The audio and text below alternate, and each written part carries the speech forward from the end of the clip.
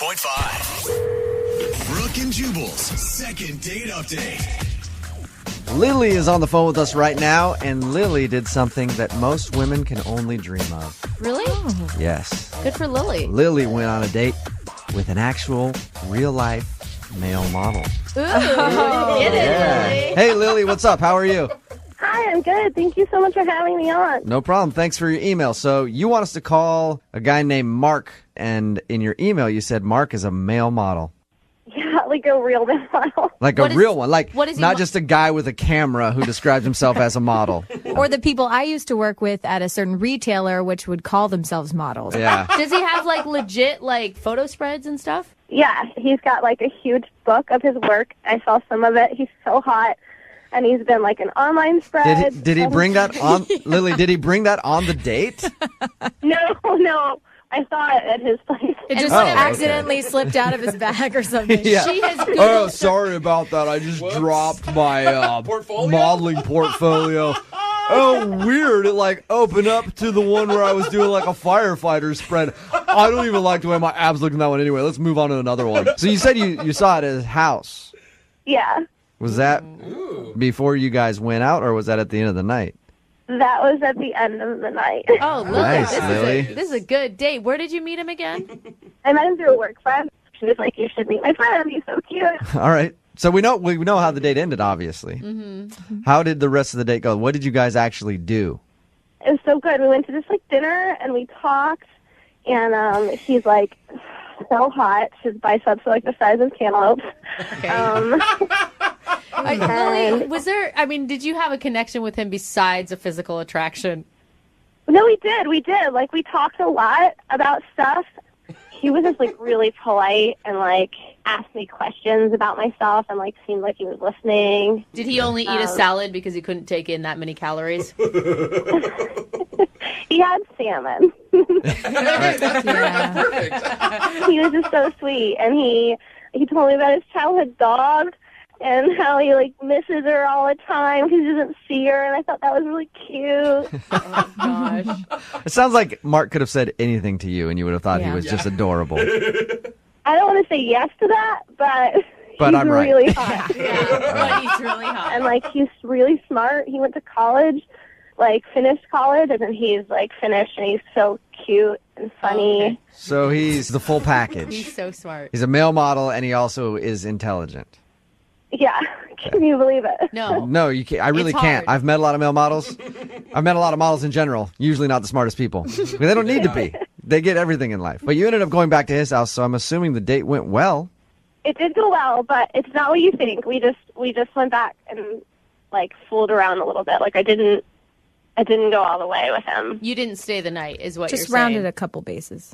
I didn't stay the full night. I left at, like, 3 a.m., and I don't know. Like, I'm wondering if that's what maybe he didn't like. I thought that guys didn't respect girls that, like, went all the way on the first day, so... Well, he's a model. He's probably not used to that. That's probably why he's not calling you back like, obviously she's not into me. What did you say to end it at 3 a.m.? I just said, you know, like, I really had fun, and I don't want to take this too far right away, and I really like you. So call me. Bye. And what was his response to that? He was like, okay, I'll call you, and I had a good time. You mentioned in your email to us that you just got out of a long relationship. Did you bring that up on the date, or did it ever come up? I mean, I mentioned it, yeah. But Did you mention it a lot, though? I don't think I mentioned it a lot, but Okay. maybe I told him his name and stuff. Yeah. Have you texted with him or called him at all?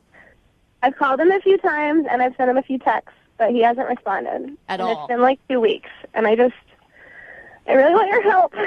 He might have just moved on to the next one. I mean, he's a model, right? Who knows? Yeah. No. No. All right. Well, we'll play a song, come back, call him, see if we can get him on the phone and get your second date update, okay? Okay. All right, hang on. Moving 92.5. Brooke and Jubal in the mornings. Second date update. If you just tuned into the second date update, Lily went on a date with a male model named Mark. Lily liked him a lot for more than just his looks, right, Lily? Yes.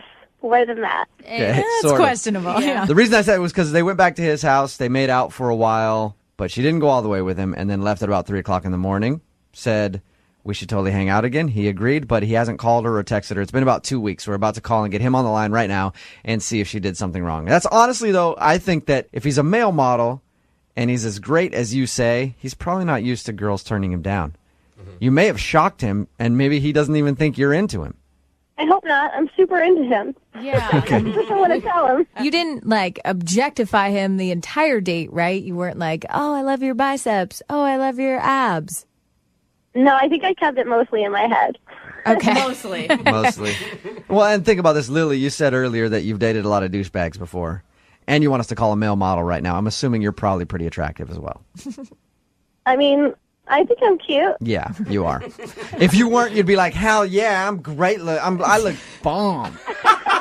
Those are the girls that never look good, but girls that go like, I think I'm okay, are always the hot ones. So, all right, Lily, we're about to call Mark and see if we can get him on the phone and ask him if you did something wrong on your date, okay? Okay, I'm so excited. You are adorable. Here we go.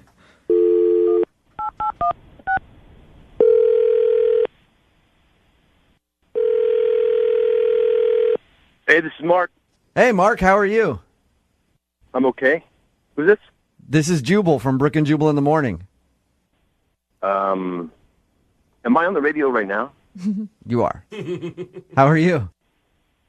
I'm good, man. What can I help you guys with?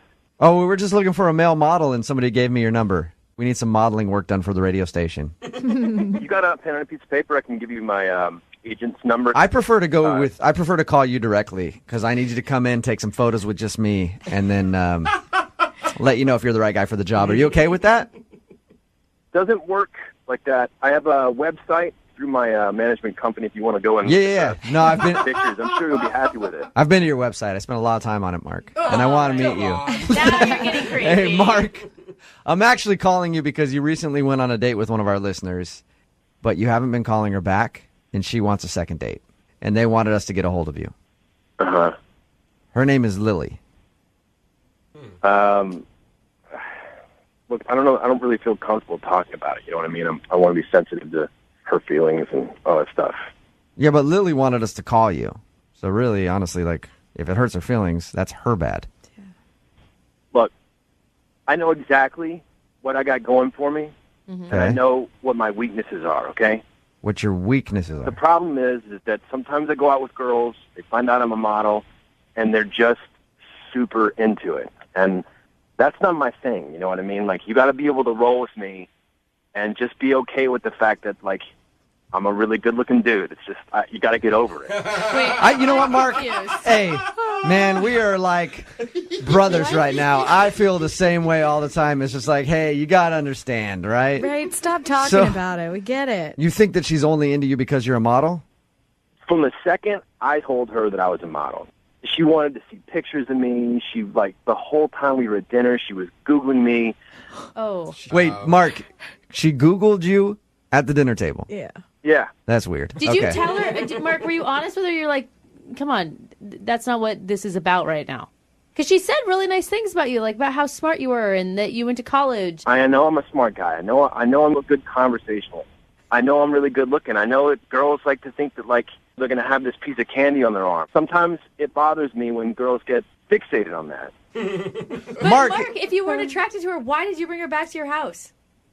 Well, I mean, that's different. You're still a guy. I didn't say hey, he you wasn't might be attracted to her. Yeah, you might be a smart, good-looking, funny, great conversationalist, but at the end of the day, you're still a dude, and sometimes dudes will do what we do.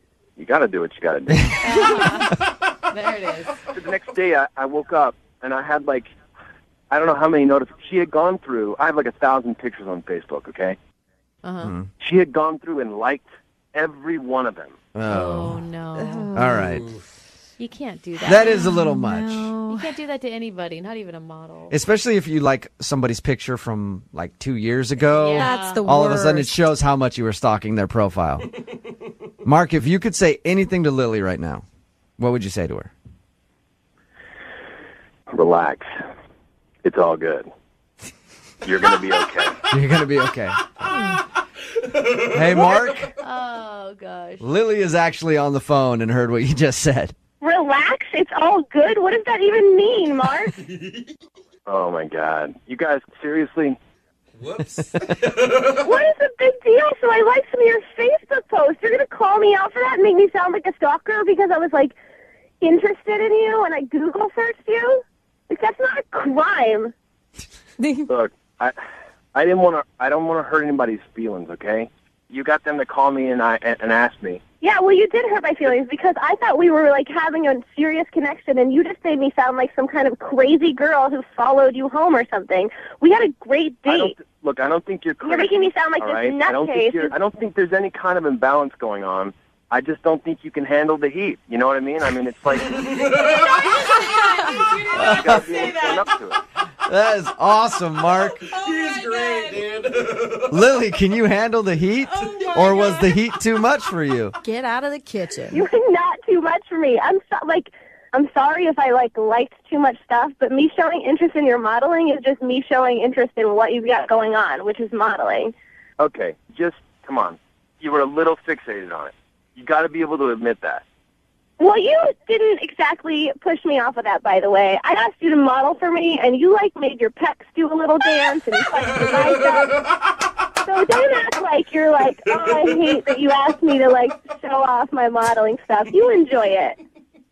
Of course I enjoy it. It's what I do. I'm good at it. Mark, let me ask you a question. Do you tend to fall for girls who don't really care about you as much or act like they don't care about what you do? No, man, they always care about me. Okay. So no matter what, you just think they're all too into you. All right, Mark. Lily, did Mark come off this arrogant I'm not arrogant. You guys misunderstand me. I'm just extremely confident. I know what I got. But Hey, Jubal, you want me to change your life, bro? Sure. Come out on a date with me, bro. Oh, maybe that's why you're not getting a call back, Lily.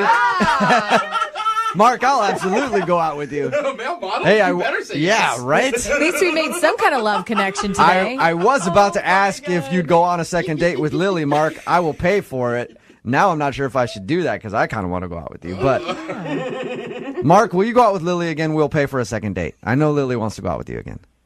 Come on, Mark, please. She's begging you. Jeez. It'll be fun. Yeah, we'll keep it low-key, you know? what does keep it low key mean? We can go out, we can hook up just, Okay. There it is. That's what it is. Lily, are you okay with that? Yep, I sure am. All right, well, Really? we'll send you guys out somewhere. I don't know. I'll find a hotel off of Aurora Oh, yeah, classy downtown to put you guys up in for the evening Nice and for your low-key. second date. Keep it nice and low-key. Yeah. I got like $70. Well, congratulations. Thank you. Thanks, buddy. Thank you, Jubal. Yeah. Like a wingman. Have a good one. Brooke and Jubal in the morning.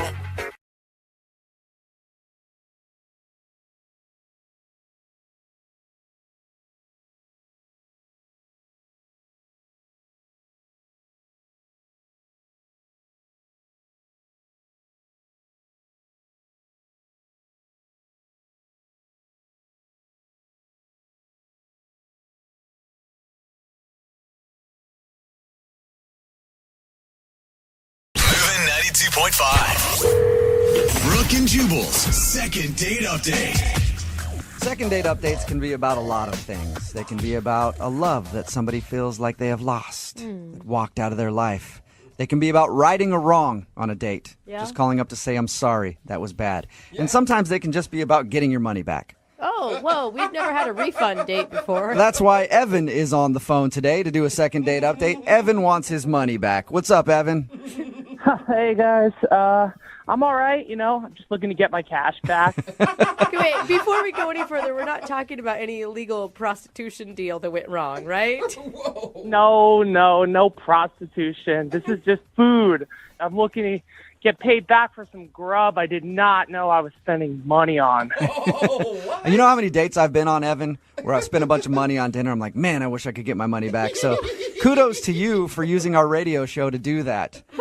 Yeah, it's the only thing I could think of. Well, let's start by talking about the girl that you want to call today. What's her name? Her name is Chrissy. Chrissy, okay. And how did you meet Chrissy? I met Chrissy because she's a local at the bar I frequent, kind of like my watering hole, Okay, Oh, nice. so you've run into her before, or was that the first time you've met her is when you asked her out? We run into each other before. Okay. All right, and then how did you ask her out finally? Well, one day I came to go get a drink after work, and she just sat down next to me. And I'd always thought she was cute. Mm-hmm. And then before you know it, we're grabbing a drink and chatting. Okay. And where'd you guys go on your date? We went to this Greek restaurant. So how did dinner go?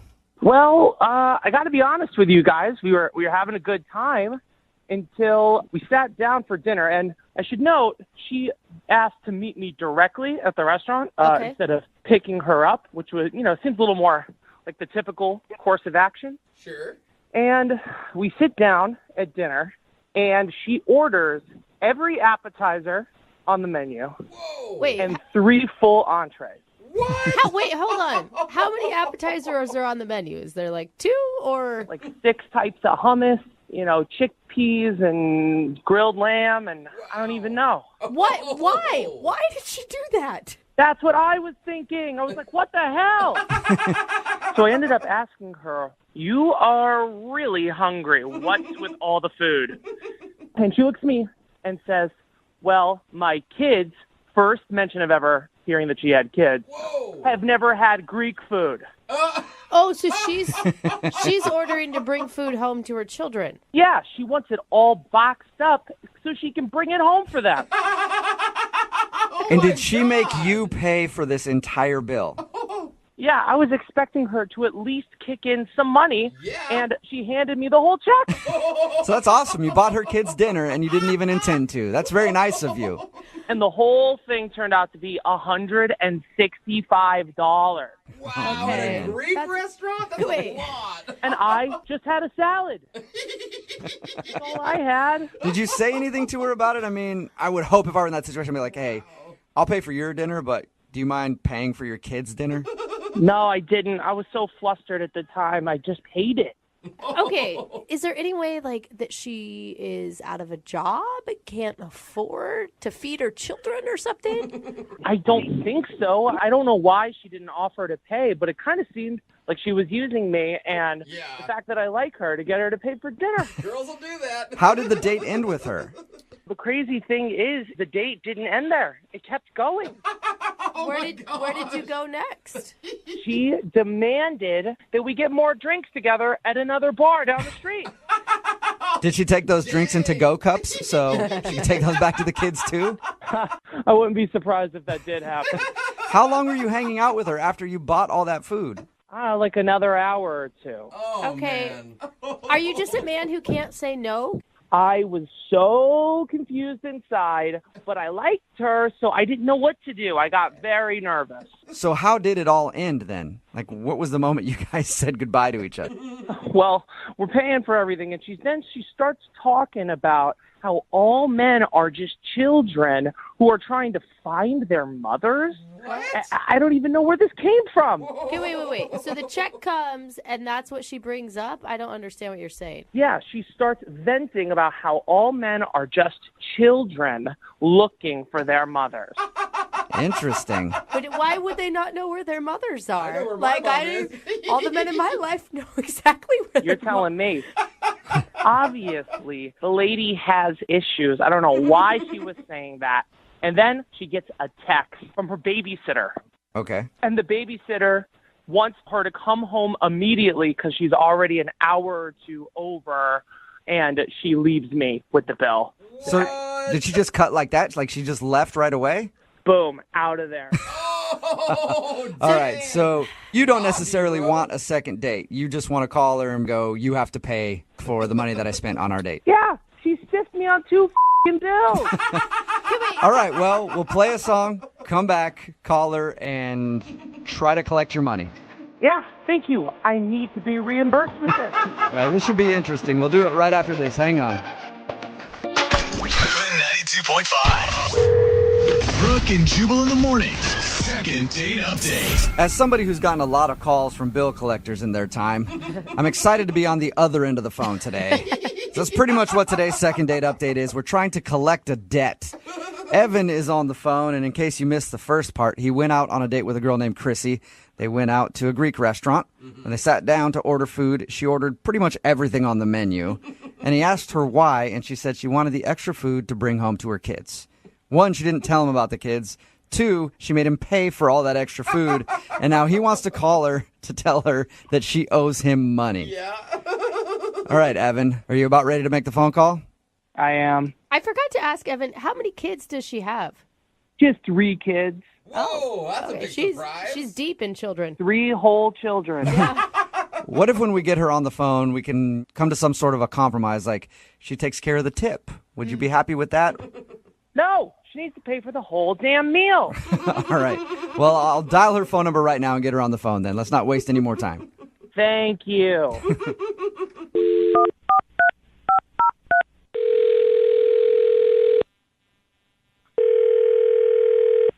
Hello? Hi, is Chrissy there? Yeah? Hi, Chrissy. This is Jubal from Brooke and Jubal in the Morning. What? This is Jubal from the radio show Brooke and Jubal in the Morning. And you're calling for me? Yeah, your name's Chrissy, right? Yeah, okay. Yeah, I think I'm calling for you. Did you recently go out on a date with a guy named Evan? Oh, I did. Yep. Is he okay? Did he die? No, he didn't. Are you hoping that he did? A death call? No, this is just like super weird. You're the Chrissy that I'm looking for. You definitely are. You went out on a date with a guy named Evan, and Evan is a listener to our show. Okay. All right. And after your date with Evan, he emailed us, and he wanted to see if we could get you on the phone to talk about something. Okay, why didn't Evan just call me? I'm not sure. Maybe he felt like this would be a conversation better for you and I to have. All right, that sounds pretty dumb, but whatever. Evan told us about your date. Yeah? And he talked about how you guys went out to a Greek restaurant. Yeah, it was delicious. Yep. He said he really enjoyed it. He thought you were really cool. Cool. Okay, but he did say there was one problem. Apparently, you ordered a bunch of food. Yeah, what's the problem? Well, the problem is the food that you ordered, I guess, was to take home to your kids. Yeah, Paisley, Brian, and Jack. So what is the problem? He feels like you sort of wronged him in making him pay for the entire bill, basically buying food for your family. Are you kidding me right now? No. This is a joke, right? No, I'm not. Not at all. He emailed us. Are you serious? Yeah, and he said he wanted us to call you today to ask you to pay him back for the money that he spent on the extra food. What? Yep. Who wants to deprive children of food? What the hell is wrong with him? Yeah, but he feels like he was on a date with you, so he didn't have a problem buying your meal. It was just when you ordered. And it's myself and Paisley and Brian and Jack. Like, that's the deal. But you gotta understand, he didn't even know you had kids going into this date. Look, if someone's going to take me out, they have to accept me for who I am, and I am a mother, first and foremost. Right. So I don't really understand what the problem is, and I think he's got some balls asking for his money. So you honestly didn't offer to pay for any of the food that you brought home. No, I believe in chivalry. Like, open doors, pull out chairs, pay for the check. Yeah, but paying for your meal is one thing. Paying for extra food so you can bring it home to your kids is another, don't you think? Excuse me, am I on trial here? What the No, we're literally just calling so he can get his money back because he feels like you owe him money for that. Wow, that's pretty pathetic.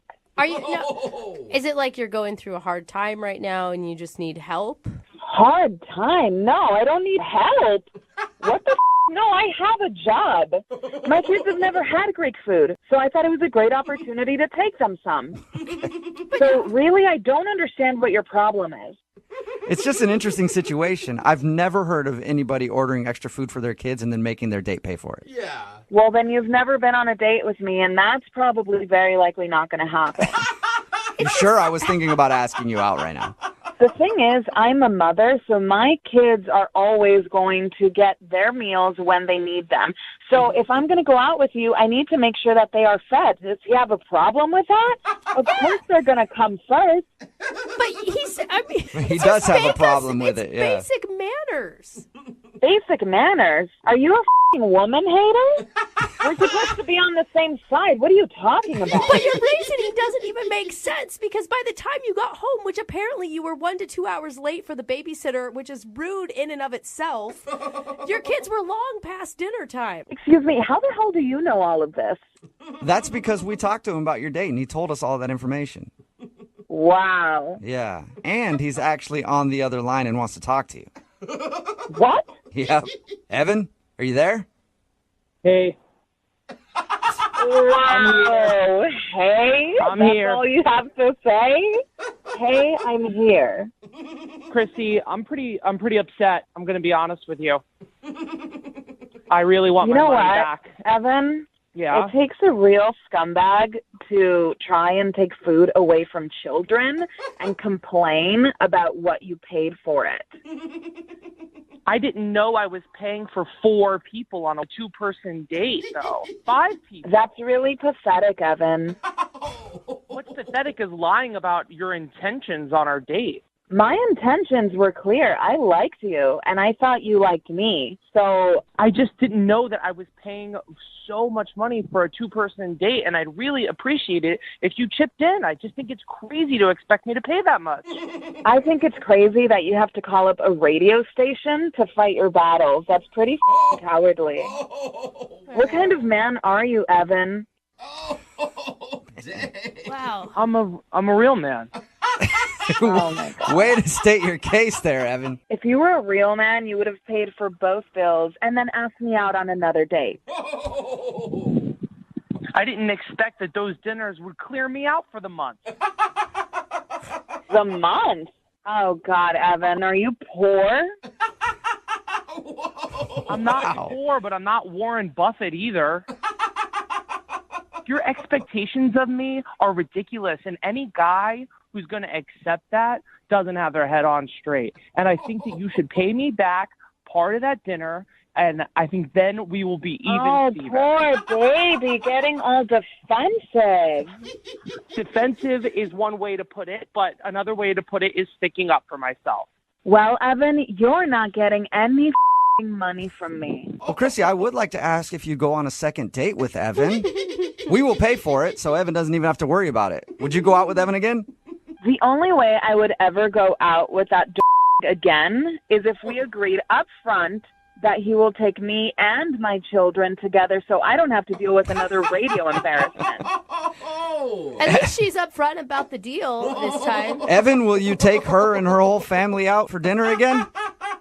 Sure, I'll take her, her kids, the Queen of England. I'll take them all out. Everybody on my dime. That sounds like a really nice date. Yeah, it does. Yes, congratulations, you two. I guess you guys are going out again. Oh, wow. You're a great man, Evan. I'm being sarcastic. Oh, I thought you were really saying yes. I thought the Queen of England was going to come along and everything. That's sad. Brooke and Jubal in the morning.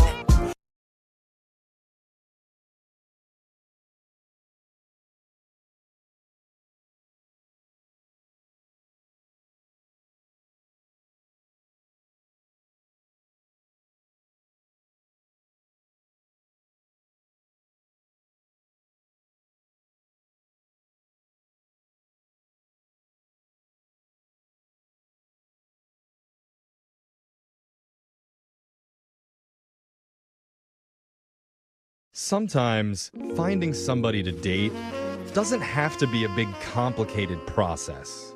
Okay. You know, with swipes and clever pickup lines and DMs and MDs. Sometimes all it takes is one common interest to bond you. Okay, that's cool. You know, like, hey, you like Go-Gurts?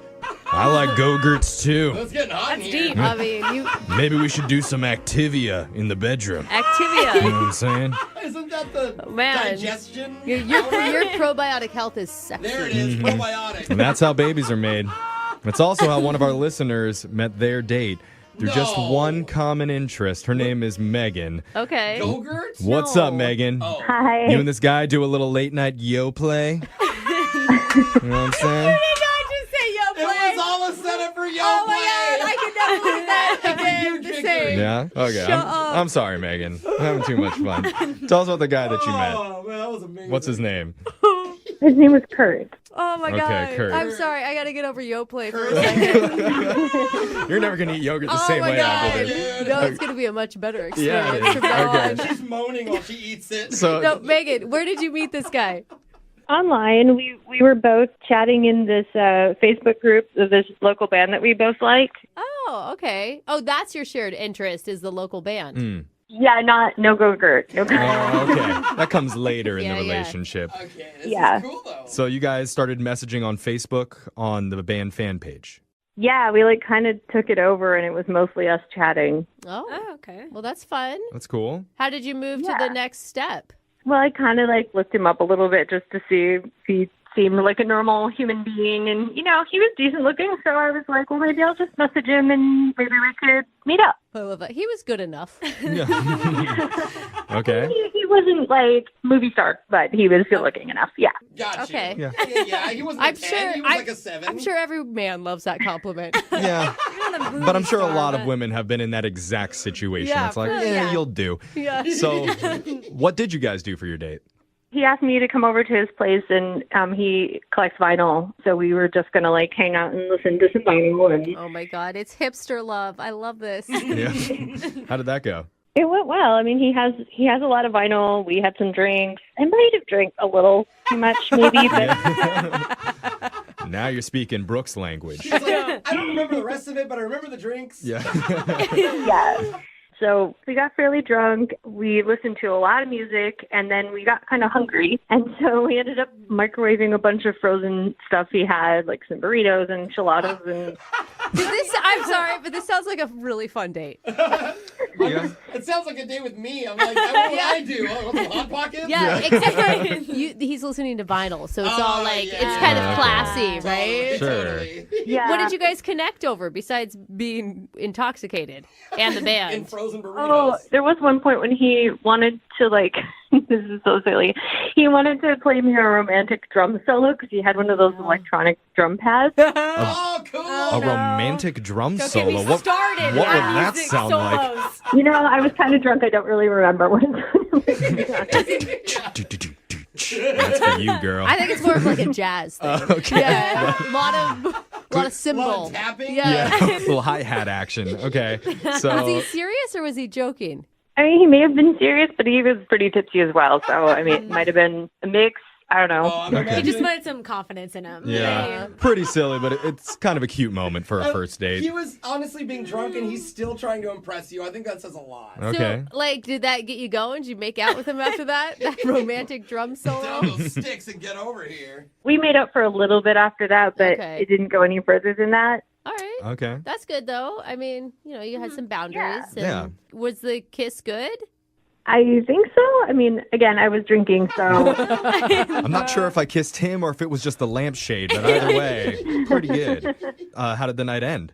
So I asked him if I could crash there, and he was a total gentleman, and he let me have the bed, and he slept on the futon. Oh, that's nice. Oh, wow. Yeah, but then I had to like leave in the morning because I had to go to a meeting, and so I was like, I kind of just cleaned up a little bit, and then I snuck out because I didn't want to wake him up. Oh, okay. Okay, that was Yeah. nice of you to clean. You didn't say bye at all?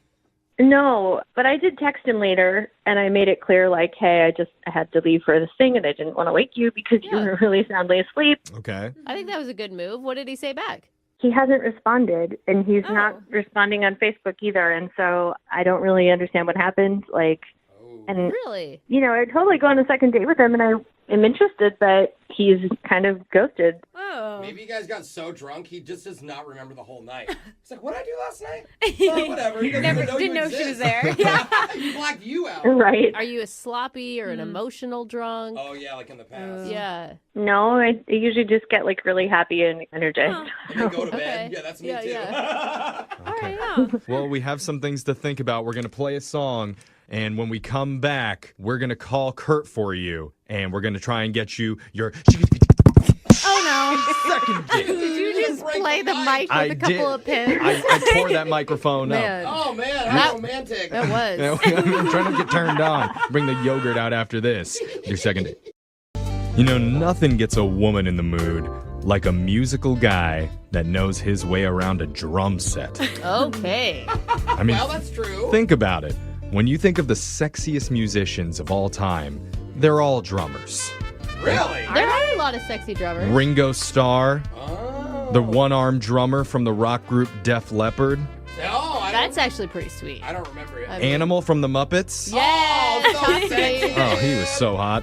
Of course, last but not least, the little drummer boy. Oh my God! Oh man. Do you know how much action this little guy would have gotten if he was around It's now? Oh my! I really thought you were going to say Tommy Lee. Here. He's a grown drummer boy now. It's okay, Alexis. He was born at the wrong time, Yeah. let me tell you. Missed opportunity there. But one of our listeners, Megan, recently met an amateur drummer named Kurt. They listened to vinyl records together back at his apartment, ate some frozen microwave food, and made out before they fell asleep on separate beds. Yeah. Mm-hmm. When she woke up in the morning, she didn't wake him up when she left. Mm-hmm. She just decided to go, and ever since then, she's had a hard time getting a hold of him. And unfortunately, I think most guys like that. I was going to say, I do it on purpose. Yeah, you wake up and you're like, oh, no awkward goodbyes or anything. Okay, I'll text you later. But there was no hookup that Right. night Yeah. other than the makeout session. Oh, that's true. Yeah. So then it is kind of awkward. I mean, Megan, are you the type of girl, because you said you were drinking, that doesn't remember everything from that night? I mean, I remember most of it, I think. Okay. Some people black out more than others. I mean, I'm just asking because she has no idea why he's not. Maybe she doesn't know what she doesn't know, you know? Oh, right. Not sure what that means. That was good. I follow that. I'm with you. Okay. Okay, never mind. Well, Makes sense. it's time. We're going to give Kurt a call and get you your second date. You ready, Megan? All right. Yep. Okay, here we go.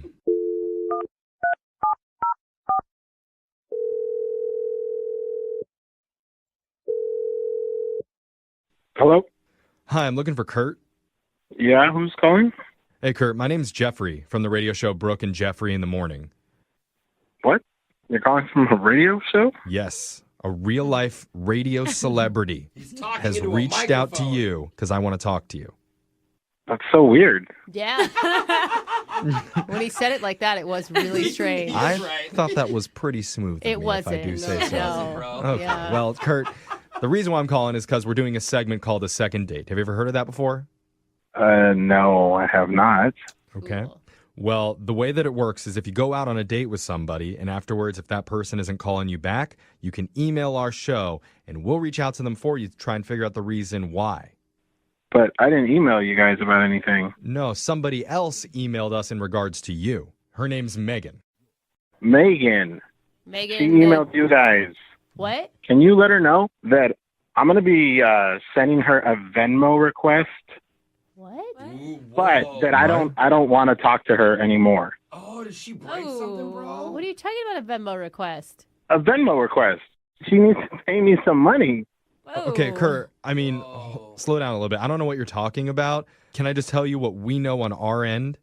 Yeah, I mean, what did the email say, or what did she say that happened? When we spoke to her, she said that you guys hung out at your apartment, you listened to some music together, drank, ate some frozen foods. Okay. And she went to bed, and when she woke up in the morning, she just left without saying anything. She didn't mention anything about breaking anything in the apartment or... Yeah, she snuck away from the problem. I mean, what's the problem that you're talking about? What, you liked her, right? I did. I really did until the next morning. I woke up and, yeah, she was nowhere to be found. Uh-huh. We know that. And I went into the bathroom to, use the bathroom. It's in the morning. Oh, is that what you do in the bathroom? You use it? And I couldn't even do anything. What do you mean? I literally ended up having to use the sink because the toilet is so clogged. I don't know what's going on, what's in there, what she put in there. No. She clogged your toilet? It could be toilet paper. Guys, that's embarrassing. But like beyond any little thing, because like I have a plunger. I grabbed it out and I tried to plunge the thing. Nothing happened. What? I went at it for, I don't know, had to be like 10 minutes of like trying to. Oh, no. This is so embarrassing. What made you think that it was her? It wasn't me. I live alone. Process of elimination. So wait, you're mad at her because she clogged your toilet? You want her to pay for it? Yeah, that's kind of rude. Oh, no, that's not the end of it. Okay, so once I couldn't get it unclogged, it's a real hassle to get someone in here to do some work in this building, but you always have to let the super know. Right, of course. So I let the super know. And then he hits me with a bill for $500. No. Whoa. What? Now I'm out $500 for trying to have an enjoyable night. I don't understand. Oh, and it's your only bathroom. Oh, no. But you gotta understand, she'd be so embarrassed. Like, what is she supposed to say? She's supposed to come out of the bathroom like, oh, I just... Yes, I feel like she just ran off and didn't want to foot a bill. And now I'm stuck with it. And she sends me a message like, hey, it was fun hanging out, blah, blah. Like, doesn't even bring it up. She probably doesn't know that it would cost $500. I mean, it's maybe your fault for feeding her frozen burritos. I'm sorry, but that's humiliating. I don't know what she was thinking, but there is a sure way to find out. Oh, I'm so embarrassed for And her. Kurt, that's by asking her directly, because I need to tell you, Megan's been on the other line listening and wants to talk to Oh, her. my God. I told you guys I didn't want to talk to her. Well, if you want your money, you better talk to her. Yeah, Megan, you there? Yeah, I'm here. Oh, I'm so sorry. Megan?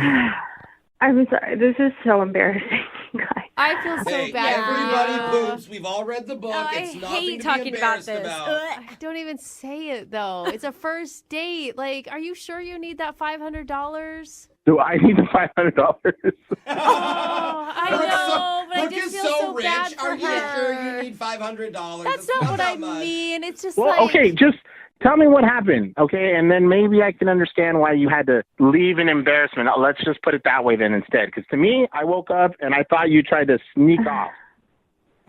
Yeah, so I was at one point fairly drunk.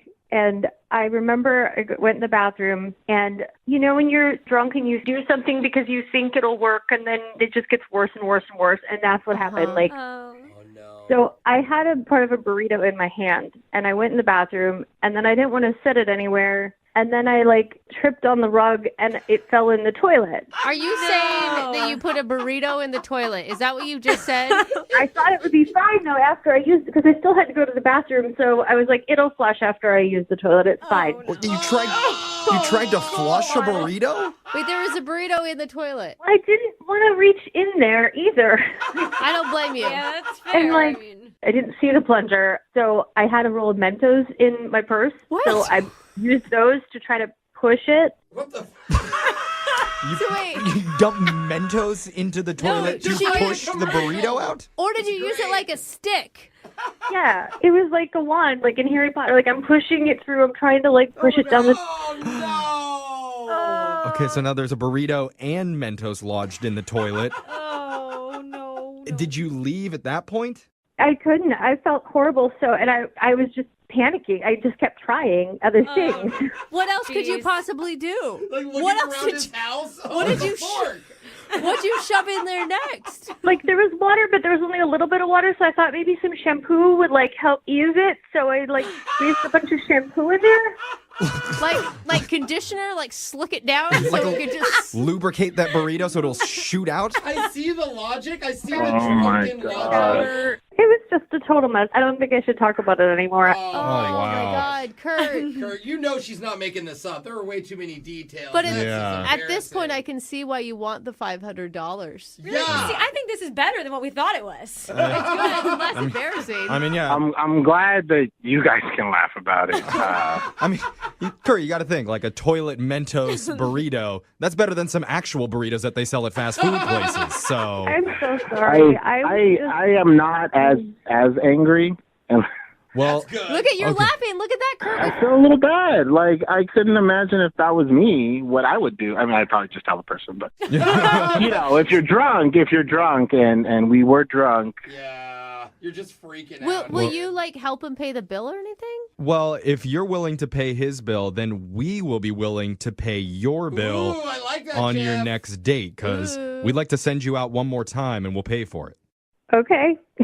Well, obviously you're into it. Yeah. I'm not asking you.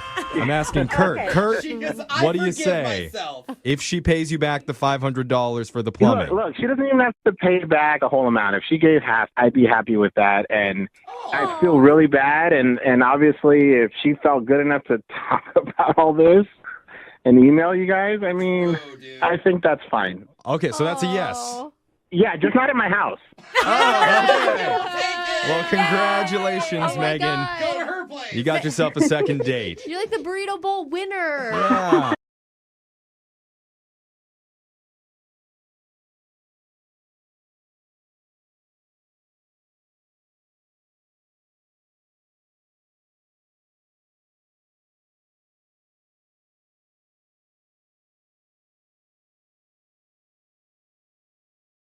I think I know exactly why the girl on the phone for a second date today isn't getting a call back. Okay. It's because she moved way too quick. Yep. Okay. I read her email. It says she met a guy on a dating app. Uh-huh. And get this, she talked to him for 2 months and then they went out on a date. Oh my gosh, that's a Way long too play. quick, Mel. Yeah, sorry, Mel. What are you thinking? Are you making fun of me for taking it slow? No, I'm saying whatever happened to the 7-month rule? Like, standard. I know. It seems crazy that it took us that long. Why did it take 2 months to go out with this guy? Are you that cautious? No, I mean, it's just kind of timing and everything. Because, like, Okay. at first, you know how when you're on those apps, like, you meet, like, 8 million different people. So at first, it was, like, the little high. It's, you know, over the next couple of weeks, it slowly kind of ramped up. Then we were starting to, like, get a little flirty, have a little fun. I mean, it was all G-rated, but we were texting constantly. You know, it's kind of back and forth. And at work, when you're, you know, sneaking peeks at your phone, you heard the little ding and you're all excited. So, Oh, Mel. Is this normally how you do it with dates? It takes you this long? no. This was just a cool situation, kind of, that we were actually taking a little time to get to know each other. And Yeah, it sounds like you guys actually got to know each other better than I know anybody in my life. 2 months texting back and forth, and then you guys actually went out. What did you guys do when you finally met up? we just met for drinks, and we just kind of clicked right off the bat. I mean, I was laughing so hard. My face was hurting. You know how when your cheeks start to hurt because you're having so much fun? And you sound like you're a hard person to get to laugh, so I imagine he was really hysterical.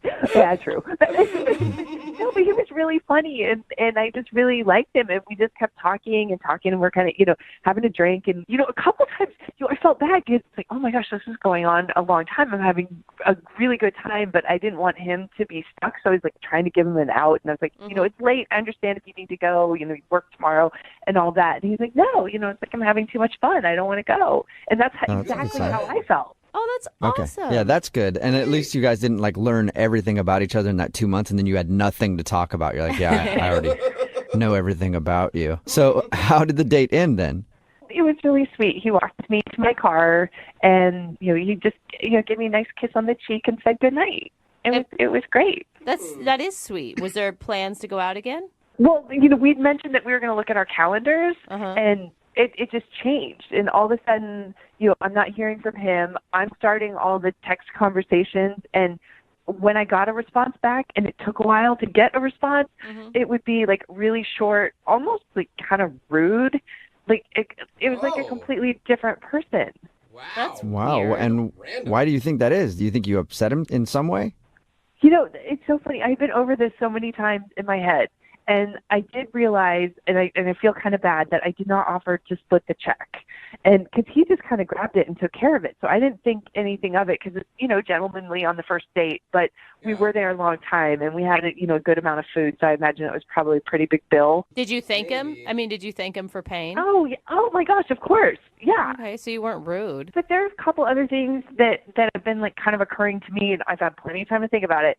That, we did talk a little bit about politics and religion, but it seemed okay because we seem to be on the same page with everything. You're both Satan worshipers. No, nothing crazy, but how we just seemed like we were, kind of on the same page, so it didn't seem like a big deal. It didn't seem like that was super, controversial.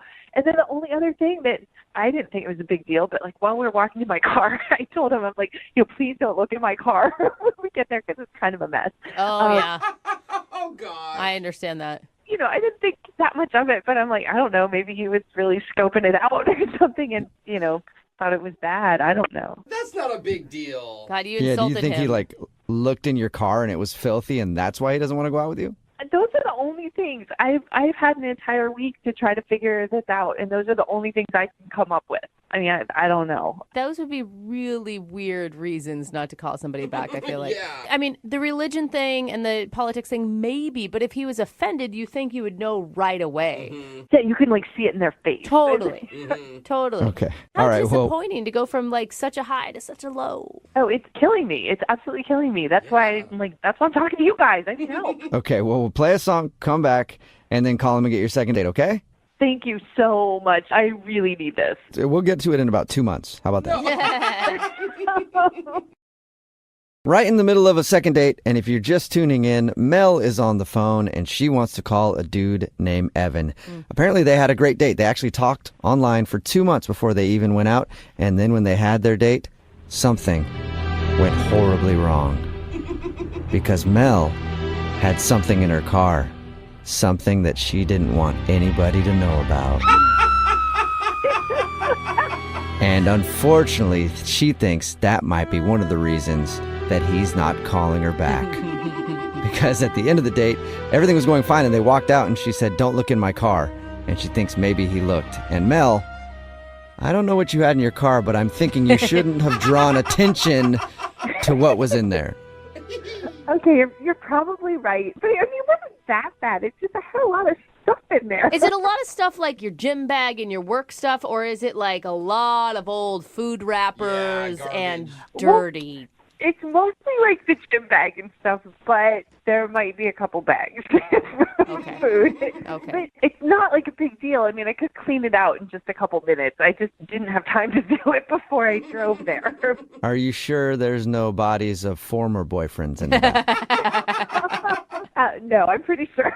You probably don't even know underneath all the other stuff. Okay. Pretty messy. One of those guys could have gotten lost somewhere. Well, we're about to call Evan and get him on the phone and find out why he's not calling you back. Do you have any last words before we make the phone call?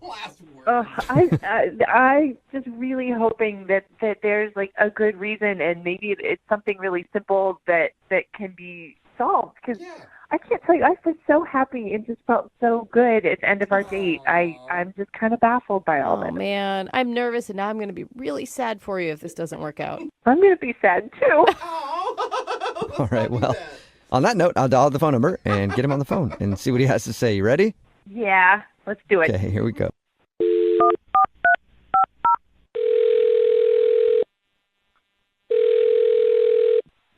Hello? Hi, can I speak to Evan, please? Yeah, this is he. May I ask who's calling? Yes, you may. This is Jubal from Brooke and Jubal in the morning. How are you? I'm doing well. What can I do for you? Do you have any idea who I am or where I'm calling from or anything? No, but I mean, what can I do for you? Okay, well, my name is Jubal, and I host a radio show called Brooke and Jubal in the morning. On the phone are also Brooke and Jose. Hey, what up? Hi, Evan. How many are there more people? No. No, this is it right here. Just us. All right. Do you need something? What? We do, yeah. We got an email about you from one of our listeners. What? Her name is Mel, and you guys went out on a date the other day. Whoa. No. Oh, no. Nah. Okay. Yeah. No. No, you did, right? Yeah, you did. Yeah. Well, yeah. I went on, but why is she?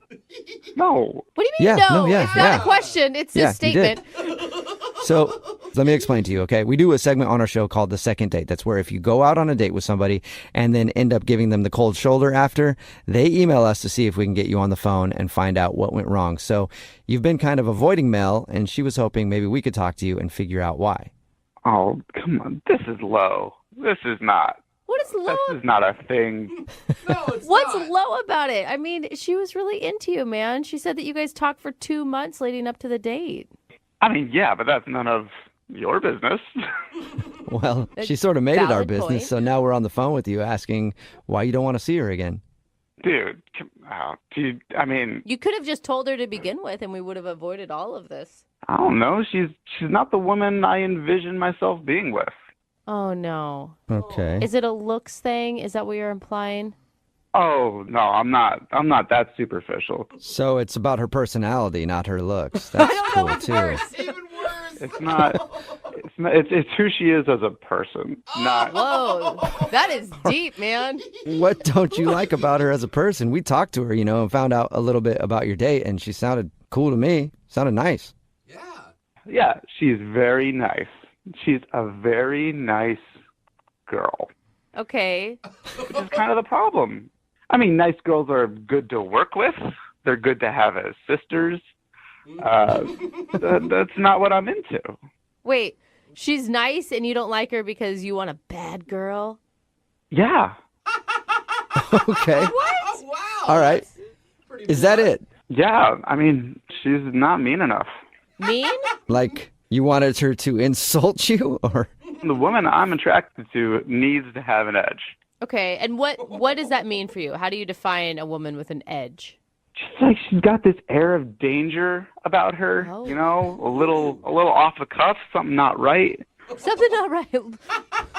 Not all there. Slightly mentally unstable is kind of what you're looking for? No.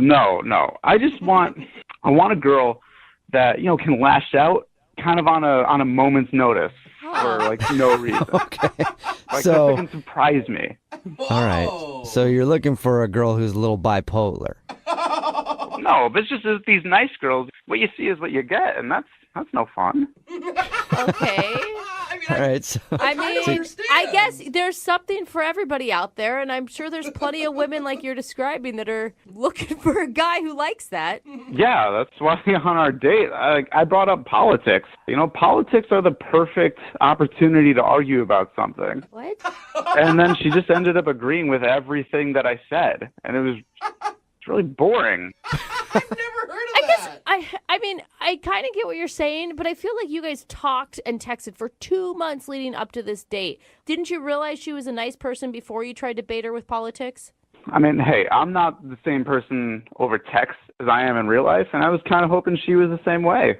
okay, so you're hoping she was just playing sweet to lure you to dinner, and then she was just going to rip your head off about something. You never know with some women. There's always this mystery around them, but with her there wasn't any. Oh, no, mystery. Well, Wow. Evan, there is a little bit of mystery because she's actually on the other line listening right now and wants to talk to you. What? She is? Yep. Hi, Evan. I didn't mean for you to hear all that. I'm sorry. This is the absolute dumbest reason I have ever heard or could even imagine to not like someone. I'm too nice. Yeah, it's just what I like, and I just wasn't that into, you know, how nice you were being. You weren't mean at all. There was no fire there. That sounds so ridiculous.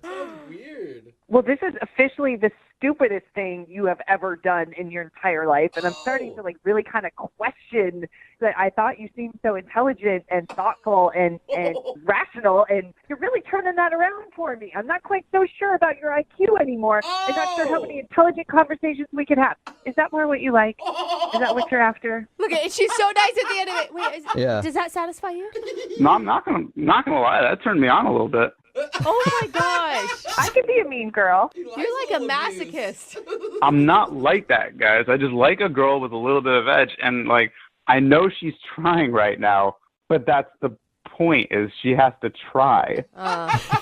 Yeah, Mel, you should not have to try to be a horrible person. You should just be a horrible person. Seriously, because we agree on like politics, we can't sit and watch cable news and get riled up and yell at the TV. We have to yell at each other. It's a good point, Mel. Maybe you guys have things that you can get angry on together. I just want someone to go after like me a little bit, call me out on my stuff. I don't need anyone to be yelling at Anderson Cooper for me.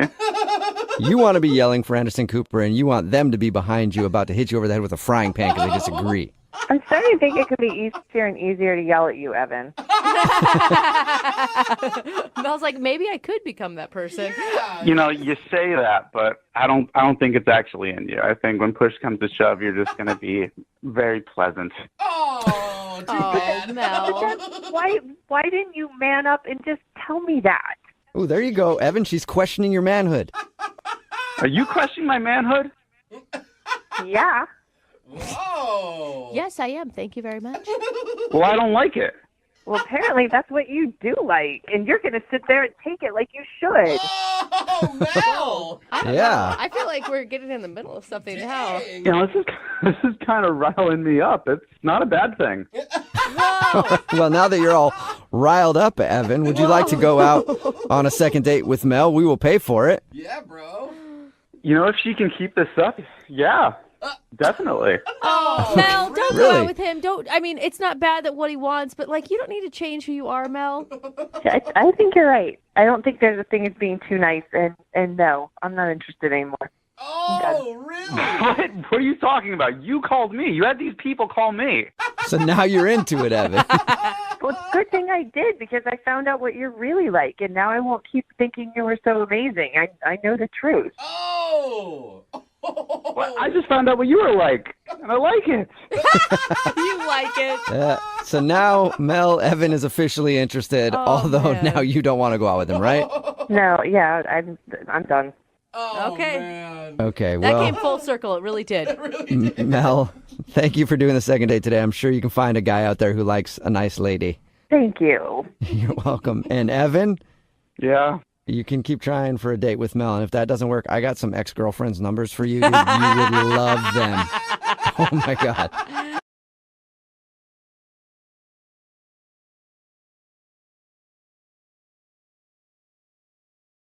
The girl who's on the phone to do a second date today had her date end in one of the most awkward ways possible. Whoa. Her name is Meredith. Meredith, how are you? Hey, I'm doing okay. Good. Thank you for doing a second date today. Appreciate it. Yeah, no, thanks for having me. You're welcome. We don't normally do this, but why don't we start this second date with the end of your date? Oh, Let's good. start at the end. Because I was dying to hear what happened. Why don't you tell everybody what happened? Oh, it ended with a hug. Right? Ouch. That's Okay. not that bad. But that's What's not wrong with the that? worst part. Oh, that's not it? What happened before the hug? Okay, so keep in mind that we spent almost 3 hours together. Okay. And he said, it was nice meeting you, but the entire time of our date, you've actually been calling me Matt, but it's actually Mike. So you were calling him the wrong name the whole evening. Yeah, but he didn't correct me, you know? I think that's on him. Yeah, I mean, how am I supposed to know? I heard it incorrectly, and he never once tried to correct me again, so I had no idea. He did correct you at the end. And what did you say after he said, actually, wait, is his name Matt or Mike? Now I'm confused. I was calling him Matt, but his name is actually Mike. Okay. And what did you say when he corrected you finally at the very end? I was just so embarrassed. And I was just like, I am so sorry. I had no idea. So how did you meet this dude? We met at swing dancing class. Oh. Okay. Okay, so like you- previously or that night? It was literally that day. Like Okay. we did the swing dancing class, and then he asked me to go to the bar right after. Oh, that's good. Because I imagined you having classes with this guy for weeks and weeks and weeks. No. and then- It was the first class. I'd only heard his name when he first introduced himself, or the wrong name. Okay. That makes it a little more excusable then if it's Right. the first night that you met him and you got his name wrong. Not if you guys had known each other for a while. Right. And I assume you thought that the drinks after dancing were going great. Yeah, I was having a really good time, and I thought he was too. I was hoping that, the night would just keep going on. Maybe we could do something after, or, get another drink or something. But he ended up saying that he had to go because he had work the next day. So, I don't know. I thought he was really enjoying himself, so I was a little bit disappointed. Other than the name stuff, what did you like about this guy? Why do you want to do a second date? When I first met him, he just seemed really, goofy, and he said something really funny. When I first showed up to class, I looked around, and I was the only person who wasn't in a couple. I was the only single person. I mean, I was pretty sure that there'd be other people there, but it was just me and him, so they immediately matched us together. And he cracked a joke. He made me feel less embarrassed, and he was just like, maybe we should just get married and make this less awkward. Whoa. That's a new joke. Yeah, he was really funny. It was just, it made me feel a lot better about taking the class. And, for a guy who has such a great sense of humor, it just seems really weird that would, be the reason that he hasn't texted me back anymore. Was there any other awkward moments that you can think of at all? There was one other, slightly awkward moment. But again, it was, closed with a laugh, you know? Okay, what was it? Midway through or so, I was feeling this connection with him. And, I'd already had a drink, and I'm a lightweight. And I sort of blurted out, oh, my God, you remind me of my dad. Oh. Nobody wants to be reminded of their dad. Oh, man. It was... I feel like that's worse than calling him the wrong name. I mean, can you imagine if he would have said, oh, you remind me of my mom? Oh, gross. But, no, I didn't mean it like that. I was like, no, not in that way. You know what I mean? My dad's really funny, and he cracks these jokes. He just reminded me of that, kind of goofball, the way that he cracked jokes. So he had dad humor. That's always a compliment. You know, like I love my dad's sense of humor, and it was just something that I thought I could connect to him with, like Right. another thing. But if it's a guy that you're romantically interested in, you might not want to draw that comparison. I don't know. It's a good piece of advice. Right. All right, well, we'll play a song, come back, call your sort of dad guy named Mike or Matt or whatever, and get your second date, okay? Hey. We're halfway through the second date, and if you're just joining us, Meredith is on the phone, and Meredith wants to date her dad. Oh my God. Kind of. Unfortunately, I think her dad's spoken for, so she wants us to call a guy named Mike today. The reason I say that is because during the date, Meredith laughed and said, "You remind me of my dad." And there was an awkward moment then, and there was also a major awkward moment when at the end of the date, Mike said, "Hey, by the way, you've been calling me Matt all night." And then they shared a hug, and he walked out of her life forever. Oh my gosh. Okay, Meredith, we're about to call Mike and see why he's not calling you back, even though we think we might know the answer. I feel horrible that happened, but we had such a good chemistry together. Yeah, but listening to that recap, don't you even feel like you totally ruined that date? Not totally. I mean, you know, under the circumstances, it wasn't the worst thing that could happen. Yeah. You just told him that you remind him of your dad. That's all. I mean, you Not a could have big said deal. it while you guys were naked in bed together, and that would have been worse. You're right. Oh, God. You knew it was the sense of humor. I explained, you know? All right, I'm going to dial his phone number right now, okay? Oh, God, I'm nervous.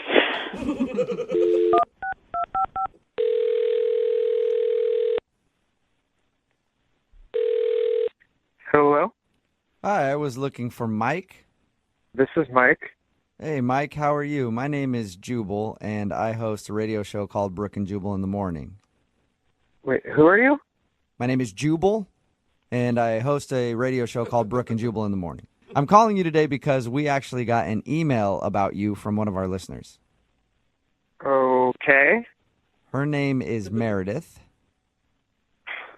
Oh, my God. and you met Meredith at a swing dancing class, and then you guys went out for drinks after. Yes, that happened. Okay, that is confirmed. Good. Okay. I'm glad we got that out of the way. We're all on the same page. Well, Meredith is wondering why you're not giving her a call back after your date. Really? Yeah.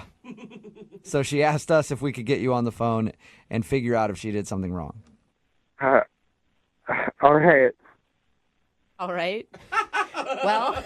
All right. What? All right, you can tell us what happened, or... Is this whole thing just a joke? No, it's not at all. It's a segment we do on our show called The Second Date. That's why I'm calling you today. I'm wondering if Meredith did something wrong on your date. I don't know, not really. I just don't think we're a great match. Is it because she called you Matt instead of Mike the entire time? Well, how do you know that? Oh, because we talked to Meredith about your date, and she told us everything that happened. She also said that there was one awkward moment where she kind of compared you to her dad, and she thought maybe that was the reason that you didn't want to go out with her again. That's what I think. Yeah, that was definitely a little weird. Yeah. Well, I mean, a lot of people like their parents, so that Not was in that probably... way. Oh, not like that. Well, I mean, just in general, that was maybe a compliment. Mike, you ever think about that? It's a weird thing to say. So was that it? Is it those two things then, calling you the wrong name and comparing you to the dad? Yeah. Those are pretty big things. It was that and something else.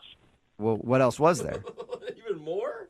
I don't know. She just kind of ticked off a pet peeve. It's like, it's more me than it is her. It's like, it's not her fault. She's a sweet girl. That's like the worst breakup line ever, though. It's me. It's not you. What is it? She was doing this weird thing when we were at the bar, and maybe she was doing it all night, but I only noticed when we got to the bar. But I was telling her a story, and she goes, "Oh my God, are you smurfing serious?" Are you Smurfing serious is what she said? Yeah. Like the cartoon show Smurfing? What? Yeah, I guess so. I was just like, what do you mean?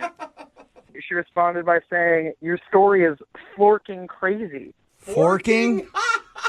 Oh, God. Yeah, she said forking. What? It was like every single time she went to swear, she just replaced it with a nonsense word. But You got to give her a break. Like maybe she was just trying to be ladylike or watch her manners on a first date. I guess, but this isn't like the 1950s. You know, you can. It's okay to swear. Was it just that instance, or was it more than that? Yeah, like, you know, I'd be telling her a story, and then she just, like, cut me off and yell something like, "Holy heckle specks." Ooh, wow. She said that? Jeez. I don't know. Bleep I don't that think out, we man. can air that on the radio. That's edgy stuff. Cheese and rice. Goodness gracious, Mike. Poor thing. I think she sounds kind of cute. Hey, Mike, I do need to let you know that she's actually on the other line right now listening and wants to talk to you. Wait, are you serious? Yes, I am. Meredith, you there? Yeah. Hi, Mike. This is pretty weird. Yeah. Wasn't expecting that to come out of your mouth. Expecting what to come out of my mouth? Holy heckle specks? Yeah, you may have just pissed Meredith off there. Oh, I'm sorry for the word piss word. Sorry about that, Meredith. Hey, Jubal. Ticked off. I mean, did you want me to curse like a sailor the whole time? I mean, you don't necessarily have to swear, but if you're gonna do it, you should do it right. I know, but I don't like to curse, and you started doing it, and I kind of wanted to, you know, follow suit, but I don't curse, and so, you know, I just do what my sister and I do at home when, you know, that's when we started, when we wanted to, like, say things, and, like, our parents were there, and we didn't want to be disrespectful. But it just kind of makes you sound really immature. Well, cussing makes one sound really unintelligent and uneducated. Uh-oh. I guess, but it's just kind of hard to have a conversation when someone out of nowhere yells, "Son of a booger butt." Dude, that's creative. And that's any better than son of the other B word? Like, that's jarring to me. So, I mean, it's just, I thought you seemed like you had, like, you know, a fun sense of humor. So, like, we laugh about it all the time. Even our parents laugh about it because it's funny. Like, we make stuff up. We're creative about it. And it's, oh my gosh, it's just something funny. Maybe your parents think it's funny, but, like, honestly, to me, it was like having a drink with a kindergartner. Wow. So it's like I know I remind you of your dad, but like I'm not your dad. Maybe like your dad thinks it's funny, but like I don't know. Like you can cuss in front of Mike if you want to, Meredith. I think that's what he's saying. But I don't want to cuss. Like, I mean, I know I have freedom of speech. I can say whatever I want. I just don't like saying it. It's not polite. Okay. It's not ladylike. And it was the first date, so I'm not gonna, you know, bring it out. Yeah. I mean, I think she has a really good point, Mike. I mean, you can't get over some stupid phrases like "holy ravioli" or whatever she was saying. Brooke. I mean, I cuss like a sailor, but you know, to each their own. I mean, yeah, exactly. I each their own, but I'm just not into it, I guess. You know, I kind of want to feel like I'm talking to an adult. You know, especially if it's like someone that I'm gonna, you know, potentially be in a relationship with. Mike, maybe you want to reconsider. Maybe she can tone down the nonsense words or whatever, and you guys could go out again. Would you like to go out on a second date with her? We'll pay for it. I maybe if she agrees not to. I can't believe I'm saying this, but if she agrees not to use that kind of language. I can't believe you're saying that. Meredith, can you watch your mouth? She doesn't hold her tongue. Can you watch your mouth to go out with Mike one more time? I mean, yeah, I honestly don't really do it with other friends. It's just something that my sister and I did, and then, like, Meredith, the trauma with the dad. I think you should just own that you were the offensive one on this date for probably the first time in your life. I'm sorry, Mike, not Matt. Would you like to go on a second date with me if I tone my language down? Sure, let's give it another try. All right, nice. A successful second date. Congratulations, you guys. Thanks. Thank you so much. You're welcome, you guys. Go out, have fun, and then snarf all night long. Just snarf till your hearts are content.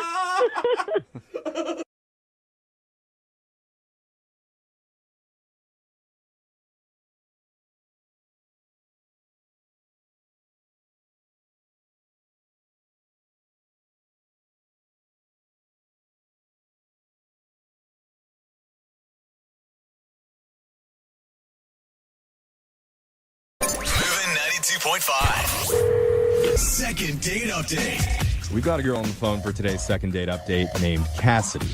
And she said in her email that they did a little social experiment on their first date. Didn't say what it was, but I've done a few myself. So, Cassidy, I'm guessing you both went to dinner with no pants on to see if they'd still serve you. No. I want to know, does it work?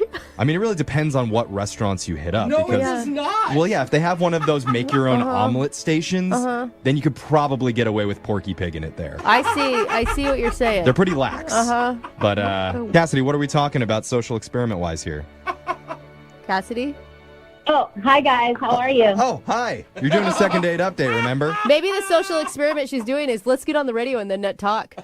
See what happens. Sorry, I was texting somebody. Oh my God. Really? We can't put our phone. I mean, I don't want you to put your phone down now, but you know what I'm saying. Concentrate, Cassidy. Clearly, this is a priority for you. So, who's this guy that you want us to call while you text away? Okay, so this guy's name is Sam, and he and I met on Twitter. On Tinder. Okay. And I really liked him. He was like a really unique guy. He had like the perfect dad bod, which I'm very into. So he wasn't like too muscular. He wasn't too skinny. I like that. Stop it. Are you in your 20s? Why are you going for dad bods? You have the rest of your life to be hooked up with a dad bod. Dad bods are important to society, Brooke. I'm Back just off. saying, man, your single year should be not spent on dad bods. You got the next 50 of them to do that. It sounds like you're too old and you're not taking advantage of the dad bods around here. She makes a good point. Yeah, her husband is a runner, so this girl, don't listen to her. Yeah. Okay. All right. So dad bod Sam, that's his name? Yeah. All right, and what did you and Flabby do for your date? So we went to go eat seafood. Okay. And everything was really going great, and that's when the social experiment came in. So wait, is this something you guys came up with together, or? No, it was something that he came up with. Oh, what was it? So he looks at me and he goes, "Do you trust me?" Ooh. And I said, yes. Why would you say that? You never say yes immediately to a guy that's just randomly like, do you trust me? Yeah, especially a guy you met on Tinder. Yeah. I mean, I think the universe is telling you scream no. He has not given her a reason to not trust him, okay? Being on Tinder is enough reason not to trust someone. All right, so you said yes. What did he want you to do?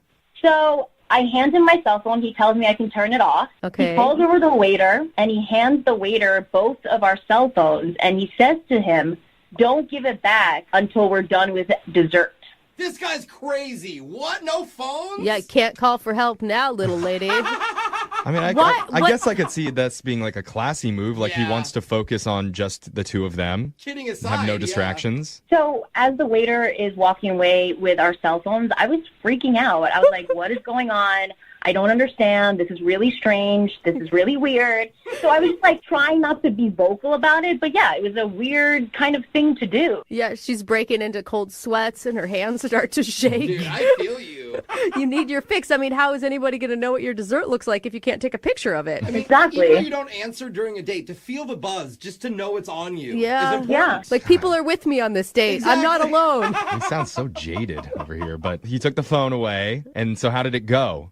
Actually, after the phones were gone and we had no distractions, it ended up being really good. And we were focusing on each other. We were both listening and talking, and the whole thing was really sweet. That's crazy. Oh, that's awesome. That's so, great. I mean, did you end the date thinking, oh my God, I'm never going to use my phone again?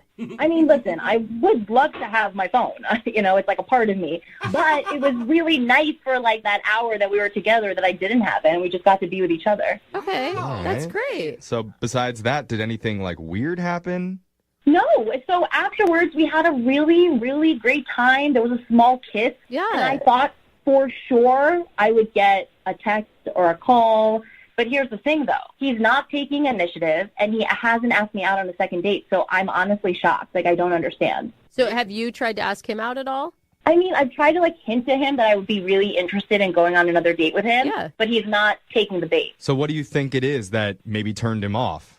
I don't know, and I really want to know because I actually really like him. Well, Right. how long has it been? Because if he's not a big phone guy, obviously, maybe he literally isn't checking his phone. Maybe he's writing you letters in the mail and they just haven't gotten there yet. Maybe a carrier pigeon is going to bring it to your doorstep. No. I mean, it's been a while, and so he should have asked by now. Okay. All right. Okay. I think this one is actually weird. Like, for someone to Mystery. be interested in enough to want to actually concentrate on you during the date, give you a kiss. And I didn't tell you guys, but he was super sweet and super cute during the dessert. How? Really? So he asked for a candle for the tiramisu, and I looked at him and I was like, oh, it's not my birthday. It's not going to be my birthday for another 6 months. And he was like, well, we should celebrate your half birthday. And so the candle came out, and he was like singing happy half birthday to you. Oh, my God, that's really cute. I love it. Oh, my God. Yeah, it was really cute. And free dessert? I would celebrate quarter birthdays if we got free desserts out of Dude, it. I hope Dad Bod Sam turns out as good as you say he is. I like him. Yeah. All right, well, Sam apparently has already won over everybody in this room, so if he won't go out with you, maybe he'll go out with Jose. Let's hope. Yeah. We're going to play a song, come back. We'll give him a call and see if we can get you a second date update. All right, Cassidy? Cool, thanks. Okay, hold on. Second date update. We've got a very special caller on the phone with us right now. What? 1, 2, 3. Happy half birthday, dear Cassidy. Happy half birthday to you. Yay! Yay, Cassidy! Oh, Cassidy celebrated her half birthday recently when she went out to dinner with a guy named Sam. Because Sam asked the waiter to bring a candle to put in their tiramisu. And when Cassidy said, my birthday's not for 6 months, he's like, well, we'll just celebrate your half birthday. Yeah, How smooth. dude, it's so cute. And Cassidy, I gotta say, thumbs up for you because I have been trying to get people to celebrate my half birthday for years, and no one is on board. No one can count that high, though, so it's really hard to celebrate her birthday. it. Half is hard. Always. That was actually the funniest thing you guys said all morning. Oh, thanks, Cassidy. Thanks. High praise. Funny. That's good. Has anything else come to your mind that's gone wrong? Because so far you have told us about the world's most perfect Tinder date ever. I'm telling you, he was sweet. He had the perfect dad bod. Everything was amazing. Oh, okay. You're like, let me squeeze those love handles, baby. Yeah. Oh, Cassidy, That's maybe true. you didn't have the right amount of dad bod. Uh-oh. Did you ever think about that? Mom bod. Maybe. Maybe she'd eat a little bit know more what? tiramisu the next time before you go out on the There it date. is. That's the thing. Nobody finds mom bod sexy. Yeah, it's not a thing. Mom bod? I don't think it's a thing. How dare you say that? I find Yeah. all mom bods attractive, so. Yeah, even your own. Yeah. No, not like mom. No. I'm in single mom. Yeah. You're right. You're expecting. Right. You're not. No, stop. Yeah, we're getting too weird. Let's just make the call to Sam. And Cassidy, we're going to try and get you your second date update, all right? Cool. All right, here we go.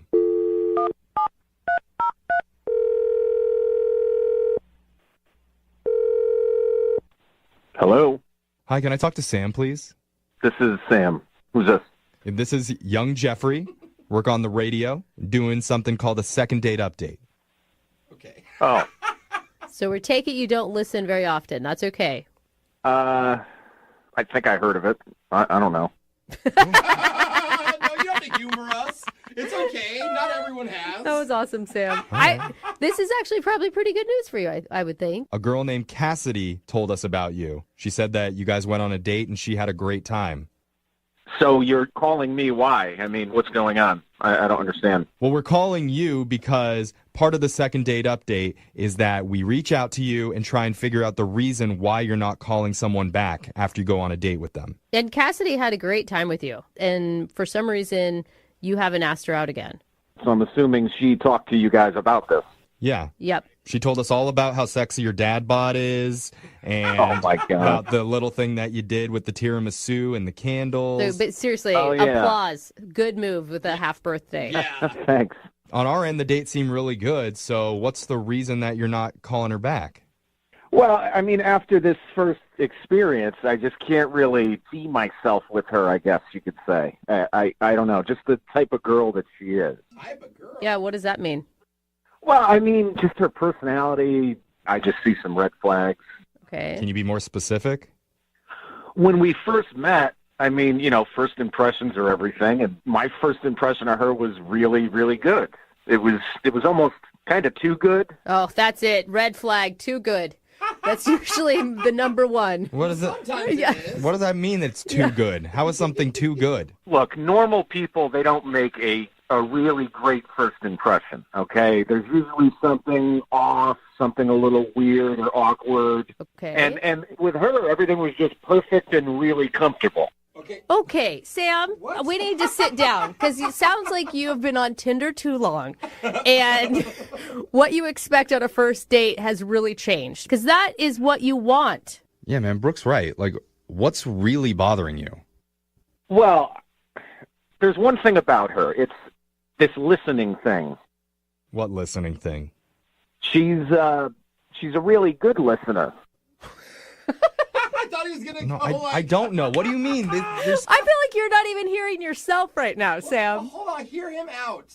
When somebody's a really good listener, it just puts a lot of pressure on me to kind of talk well and to be interesting.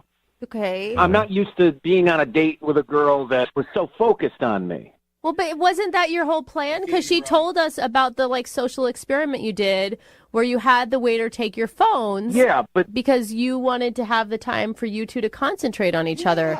And that's exactly what happened. So, yeah, your idea worked. Yeah. But now you're saying that you're upset that she was listening to you? She just seemed like way, way too good of a listener. And it rubbed me the wrong way. It really did. I actually do kind of see what he's saying because she has been listening to this whole conversation. So basically, I'm too good of a listener, so you don't want to go on a date with me? See, she did hear it.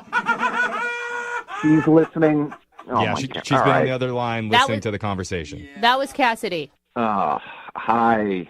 Sam, are you serious? This is honestly the most bizarre thing I've ever heard. I've literally never heard a man complain about being too good of a listener. Mm-hmm.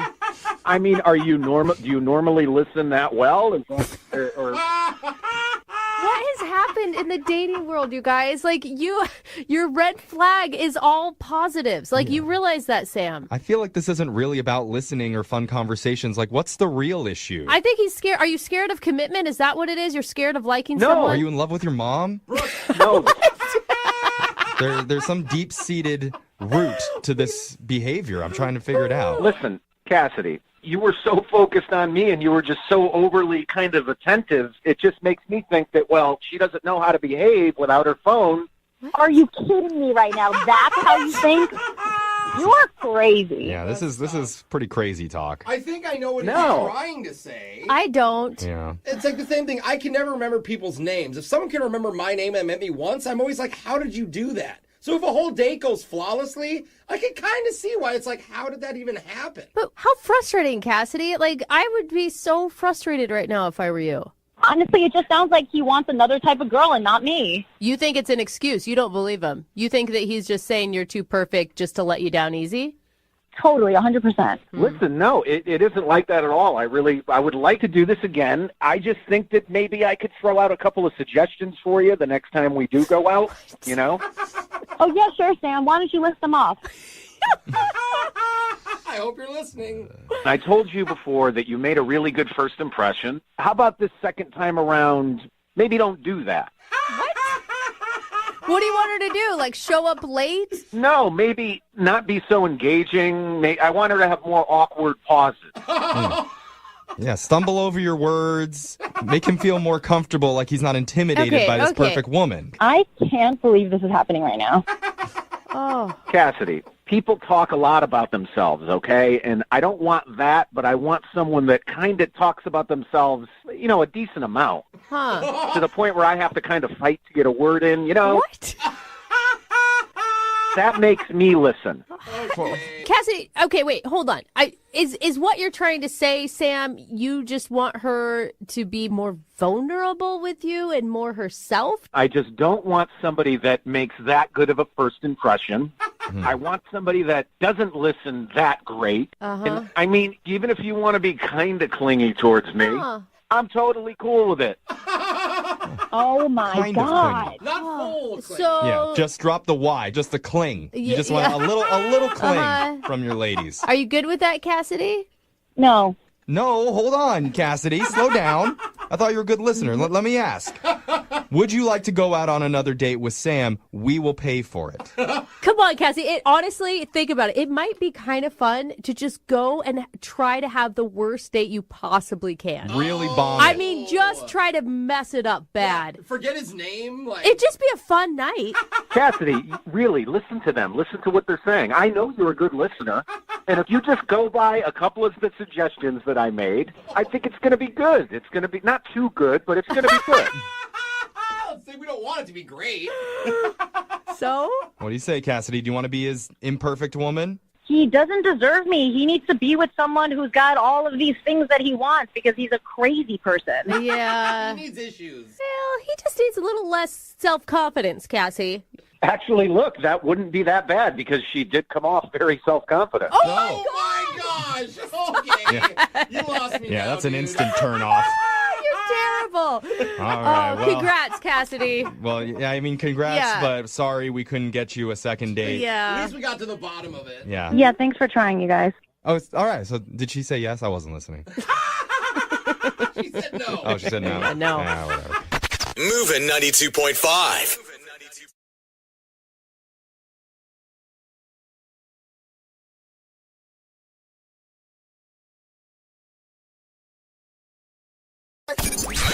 92.5. Brooke and Jubal's second date update. You ever schedule a date with somebody and then show up and that person isn't there, so you just go out with someone else? No. Yeah, me neither. Never happened to me. But apparently it happened to Sean, who's on the phone for a second date update right now. Find out how that happened in just a second. But Sean, what's up, man? How are you? Good. Thanks for taking my call. I'm curious what you guys think. No problem. Thank you for your email. You had an interesting situation with your first date. Sounds like it. Yeah. So it was a Tinder thing, and her name is Kate. We had a little flirty thing going as it happens up top, and then I offered to take her out, and she agreed. Mm-hmm. And I go to show up, and her roommate answers the door, and I'm like, is Kate here? I'm here to pick her up. And she kind of just freezes a little and is just like, sorry, I'll be right back. And so she just shuts the door and leaves me kind of hanging there, and then comes back, kind of takes a deep breath, and she's like, yeah, a bit of a mix-up here. Kate's actually out with another guy. Whoa, that's a lot of information. Why wouldn't you just, horrible roommate, why wouldn't you cover for her? Yeah. I don't know. I was just like, I was kind of mortified. And I was like, all right. Yeah, what did you say to that?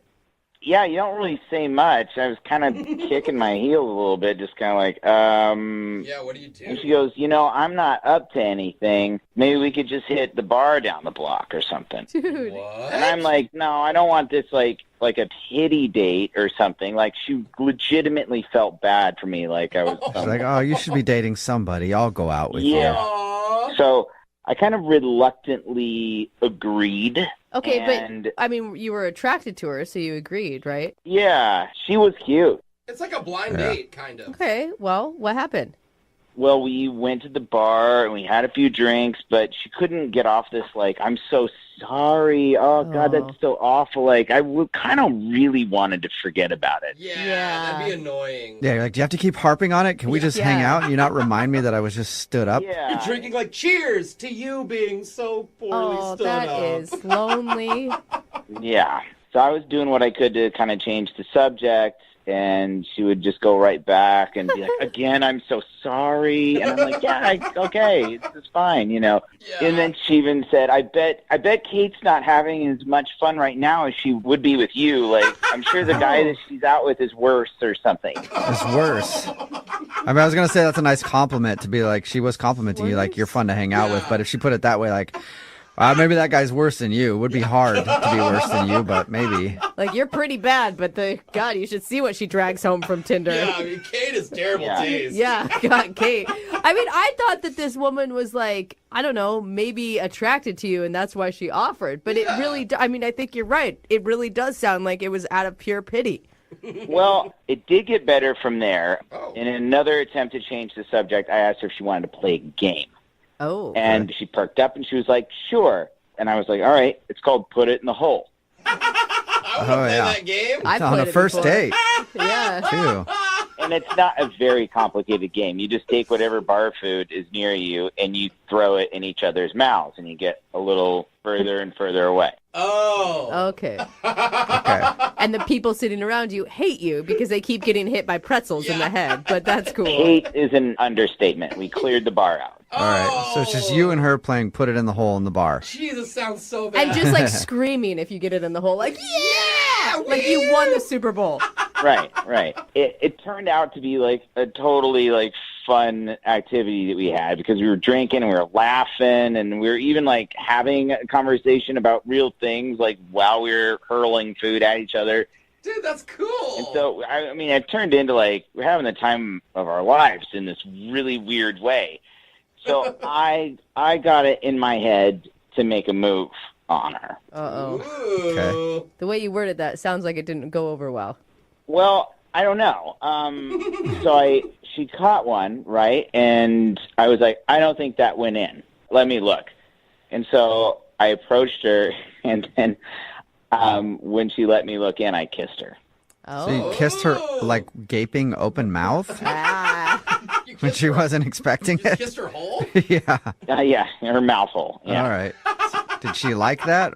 She did. Awesome. So the night goes on, it gets a little fuzzy, and she wants to go home, and I'm like, I gotta not try to like take her home at this point, even though it kind of goes against everything. Yeah. Right. And so I took her home. There wasn't a kiss at the door, but we were laughing, and I was like, I should go. And the next day, I texted her once and I called her once, and I heard like absolutely nothing. And I thought after a date like that, I would totally hear something. Oh. And I don't know if she was like felt like she was stepping on Kate's feet or like I don't. It's just so weird that a night like that, I'm just getting like ghost. Do you think maybe the roommate that got mad at her for going out with you?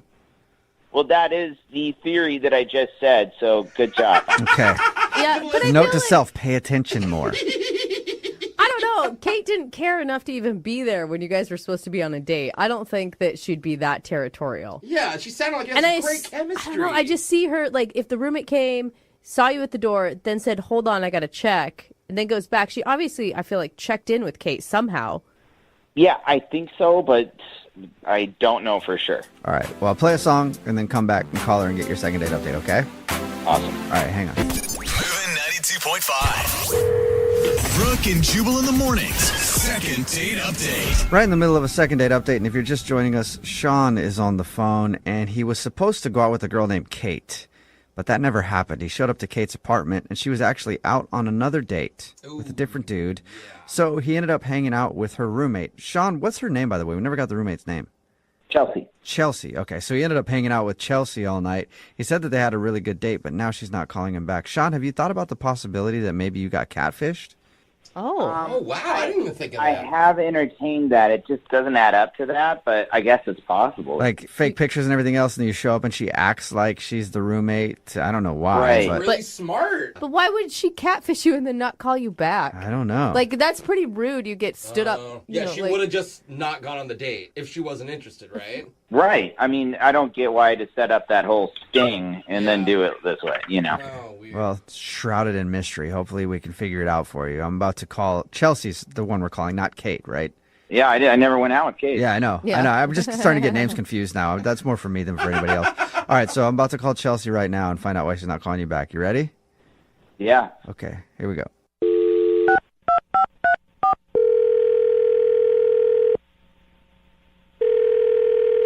Hello, Hi, is this Chelsea? this is she. Hi, Chelsea. How are you? This is Jubal from Brooke and Jubal in the morning. Oh, is this about my dry cleaning? Because I'm picking it up today, I promise. Oh, my God. Chelsea. No, it's not about your dry cleaning. But suddenly I understand who you are because I'm the same person. I will let them know, though, you're picking it up. Yeah, you're not going to, though. Let's be honest. Okay, I'm sorry. I don't. Who's this? This is Jubal from Brooke and Jubal in the morning. It's a radio show. Okay. And we don't do dry cleaning, but we might start. I'm confused. Did I win like a prize or something?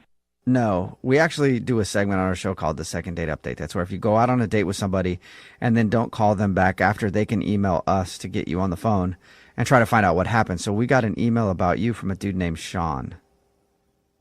Oh my God. Yeah. Yeah. Okay. I mean, I know Sean. Yeah, he told us. He told us about how he actually was supposed to go on a date with your roommate. Yeah. He showed up and I felt really bad. So I just said, like, we can go to a bar and hang out for a little. Yeah. You pity dated him, is what he said.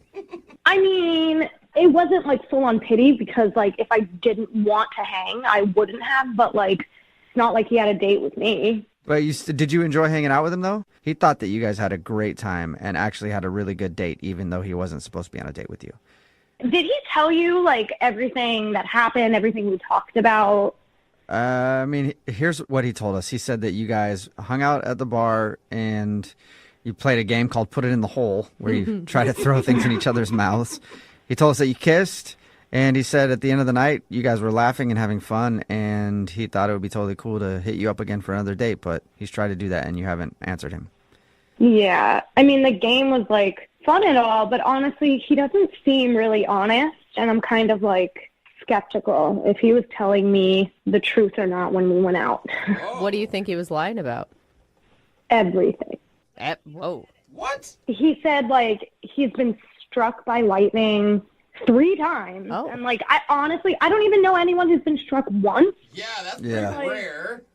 I mean, but, like, I could let that slide. But then, like, right after, he said it happened around the time that he was roommates with Zac Efron, like, before Zac Efron got famous. And, like, hasn't Zac Efron been famous since he was, like, 12? Like, that just didn't make sense. Yeah, I mean, there's definitely some flags flying up that say, like, compulsive liar. Yeah. Well, I mean, there's, like, more than... literally, the whole thing, I feel like, was a lie. He told me he, like, won the New York Marathon, but, like... He won it. Was disqualified because he lost, like, that number that you wear when you're running, you know? Oh, no. He was running so fast it flew off. All that running for nothing. I mean, like, he is in really good shape, but, like, to win a marathon, like, wouldn't I have heard about it? Like, if I Googled him, would have seen that? Like, Yeah, you would know? think so. I know a dude like that who tells the tallest tales ever, and you're like, that did not happen. But, like, that's not even the worst of it. I think the worst one was he told me he hooked up with, like, 2 Victoria's Secret models on Kendrick Lamar's private jet. Oh, wow. So he's roommates with Zac Efron. He's on Kendrick Lamar's private jet, hooking up with Victoria's Secret models. And that was the 3rd time he got hit by But, lightning. but wait, hold In the on. plane. He's getting stood up by your roommate on a Tinder date. Like, That doesn't add you're up. right. There's a lot of things that are missing here. Totally lying. Well, she's the one that called BS on it. Like, I came home and I told her, and I was like, did he tell you any of this? Like, did he send you a picture of him, like, on a private jet or anything? And she was like, no, this guy is a liar. Don't talk to him ever again. Did you say anything to him on the date? Like, I like who you are without all these big lies. Like, you don't have to tell me this. I didn't, like, outright tell him that he was lying because he does, like, the way he told the stories, I started to believe him. Because, like, what do I know? I don't know if it's not true or not. Like, maybe he really does have this crazy, extravagant life. Who knows? Maybe we should ask, because he's actually on the other line listening and wants to talk to you. Wait, he's what? He's on the other line and wants to talk to you. Unless Kendrick Lamar tried to call through, they might have taken his call. I don't know. Sean, are you still there? Yeah, I'm still here. Oh, my God. I'm a little bummed out that you're kind of, like, questioning my integrity.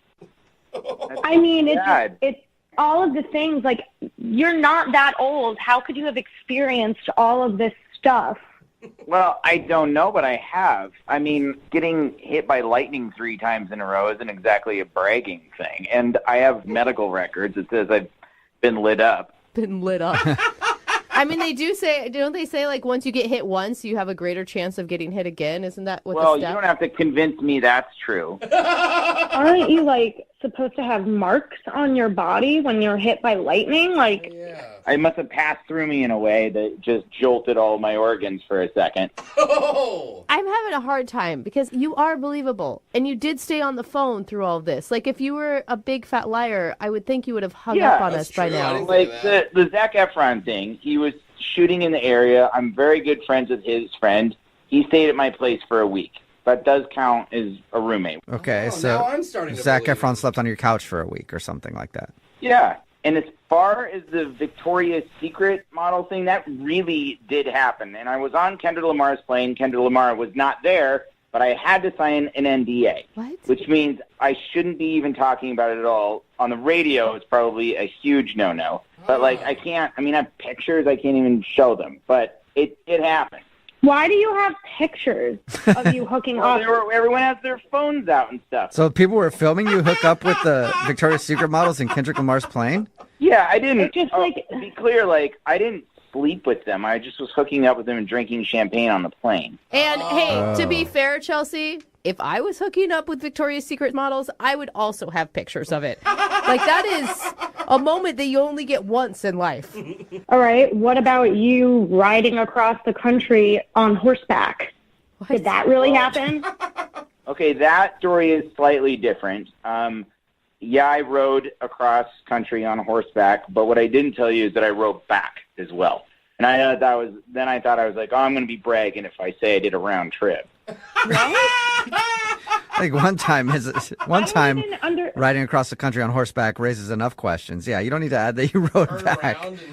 You can see how these stories sound pretty made up, though, right? Look, you don't have to believe me on this, but they happened. I was there. I lived it. You're pretty convincing. And I actually believe the horseback thing. The one I have a problem with, Sean, is the marathon. You won the New York City Marathon. I won in my division.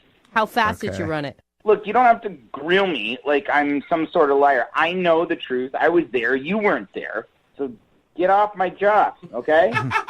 What about you escaping the Mexican cartel? Did that really happen? Wow. You escaped the Mexican cartel. Okay, El Chapo. Oh, my God. All right. So, first of all, what I was doing down there, and I was a dumb kid, and I was trying to buy weed, and I got in the wrong place at the wrong time, and they took me for ransom. They take people for ransom. They call their families, and they're like, give me money, and we'll let them go. Trying to buy weed, and then I round up like in the middle of a huge coke deal between the cartels. It happens. It's rampant down there. I have heard. And so I will tell you how I got out of there. It wasn't very fancy, but we basically became friends, all of us, and joked around and smoked and drank while they waited for their money. And they trusted me enough to go take a leak out on the back deck, and then I just hoofed it and ran. Wow. So you're either the most interesting man on the planet, or you're the biggest liar we've ever met. I am known for being the unluckiest and luckiest guy on the planet at the same time. All right. Well, Who knows you like that, though? Chelsea, would you like to get to know Sean? All of my friends. Would you like for Sean to prove it to you? Would you go on a second date with Sean? We'll pay for it. Then you guys can sit down and he can bring the medical records of his lightning strike. I just don't know, because, like, I don't know if he's telling the truth or not. Like, he's got answers to every question. Like, I have answers to every question because they happened. It's real easy for me. Think about this. I've been going around telling people that I went on a Tinder date and that the date wasn't even there, but I took out her roommate. Like, that's already, like... Yeah, weird stuff happens to you, man. You're an excellent liar, Sean. I commend you. Jubal's jealous. Yeah. Chelsea, what do you think? Do you want to give Sean one more shot? I do think I'm going to go on a date and see what happens. Oh, my Okay. gosh. All right. Sean, congratulations. You got a second date. Yay. Yeah, bring along your medical records and all that stuff. Well, I don't know if I can get my hands on them by then, but I'll see. Sure. Okay. Really? All right. Well, Convenient. hope your date goes well. And congratulations, Sean. Chelsea, thank you for your time, too. Thank you. Yeah. Yeah, she's like, I don't know. And Sean, the next time you go on Kendrick Lamar's private jet, invite, please. Yeah, dude. We don't actually talk anymore. It was his buddy's plane, so yeah. Okay. All right. Sure. sounds legit. We'll see you. Brooke and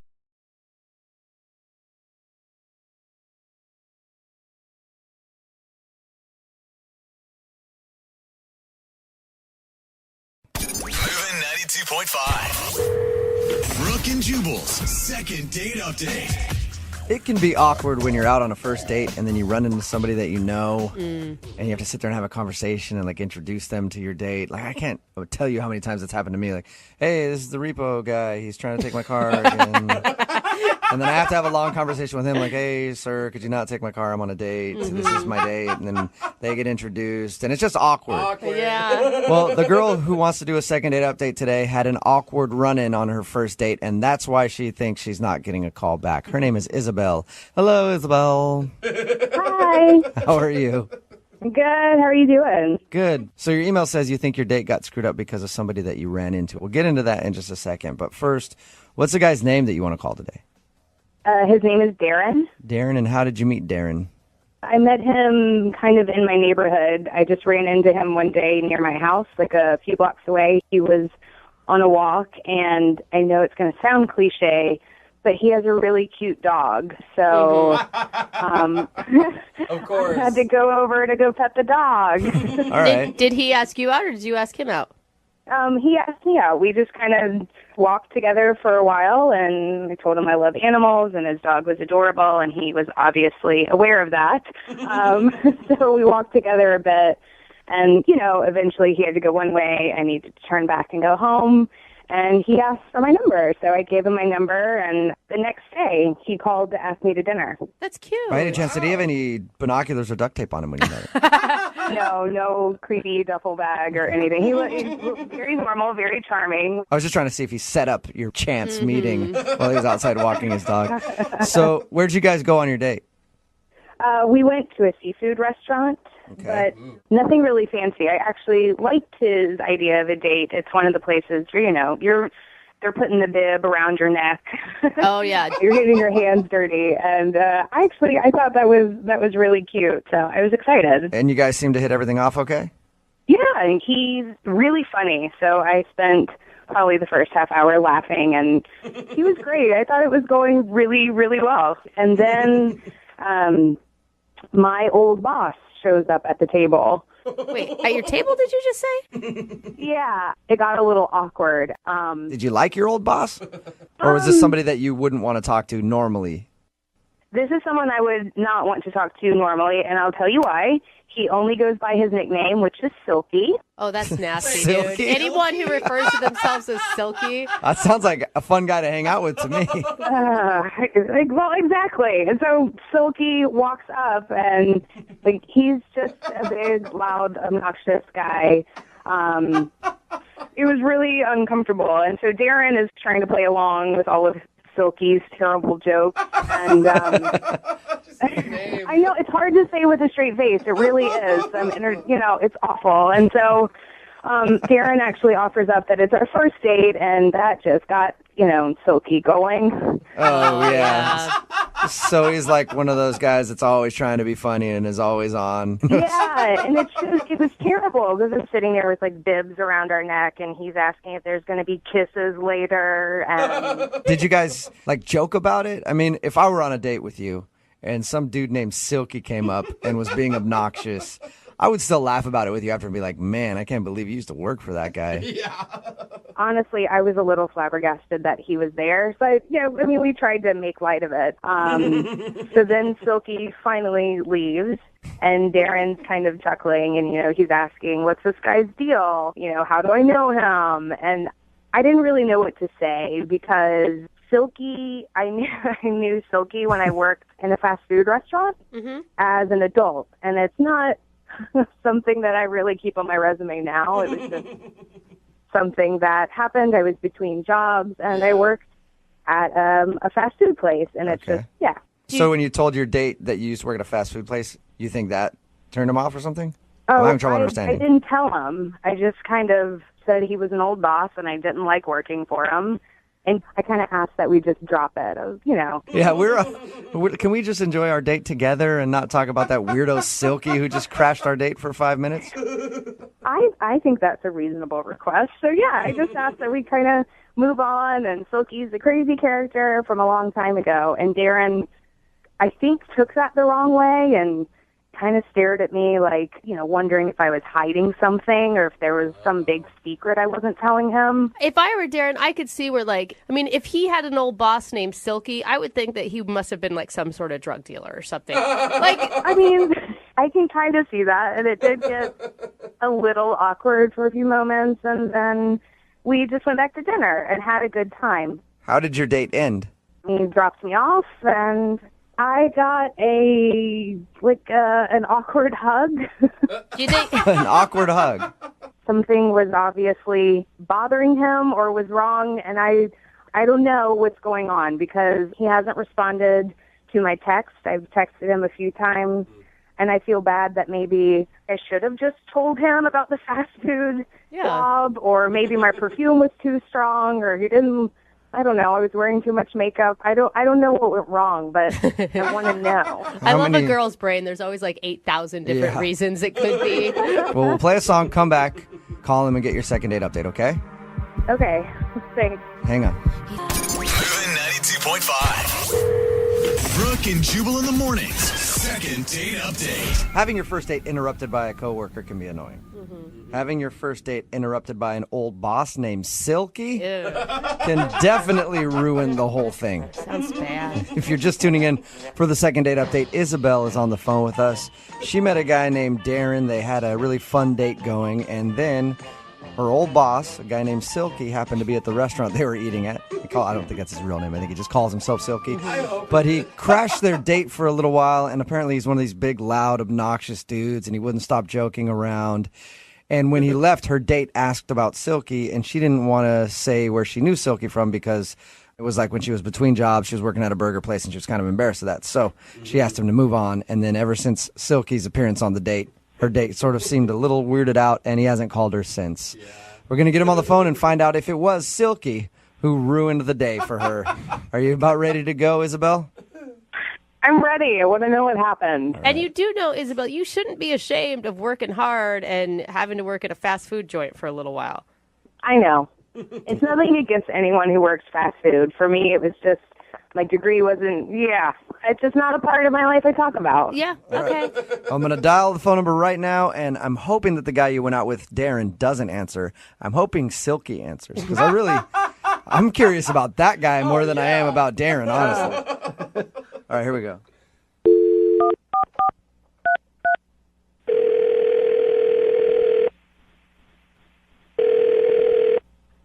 Hello? Hi, can I speak to Darren, please? Is this Darren? Hey, Darren, how are you? This is Jubal from Brooke and Jubal in the morning. Okay, I'm sorry, I don't know you. I know you. I know you, Darren. Well, that's not creepy. Sort of. Whoa, who is that? Sorry, this is Jubal from Brooke and Jubal in the morning. It's a morning radio show. One of our listeners actually emailed us to see if we could get you on the phone. Why? Well, because you recently went out on a date with this person, and now you're not calling her back. So she asked if we could get you on the phone and find out what went wrong on your date and why you don't want to go out with her again. Her name is Isabel. Oh, this can't be good. It could be good. I don't know. You tell me. Isabel wants to know why you're not calling her back. She says she's tried to text you a few times since you guys went out and has heard nothing from you. You know, it's just not something I really want to pursue or get into. Or She told us about the date. Can I just at least kind of tell you what she was saying?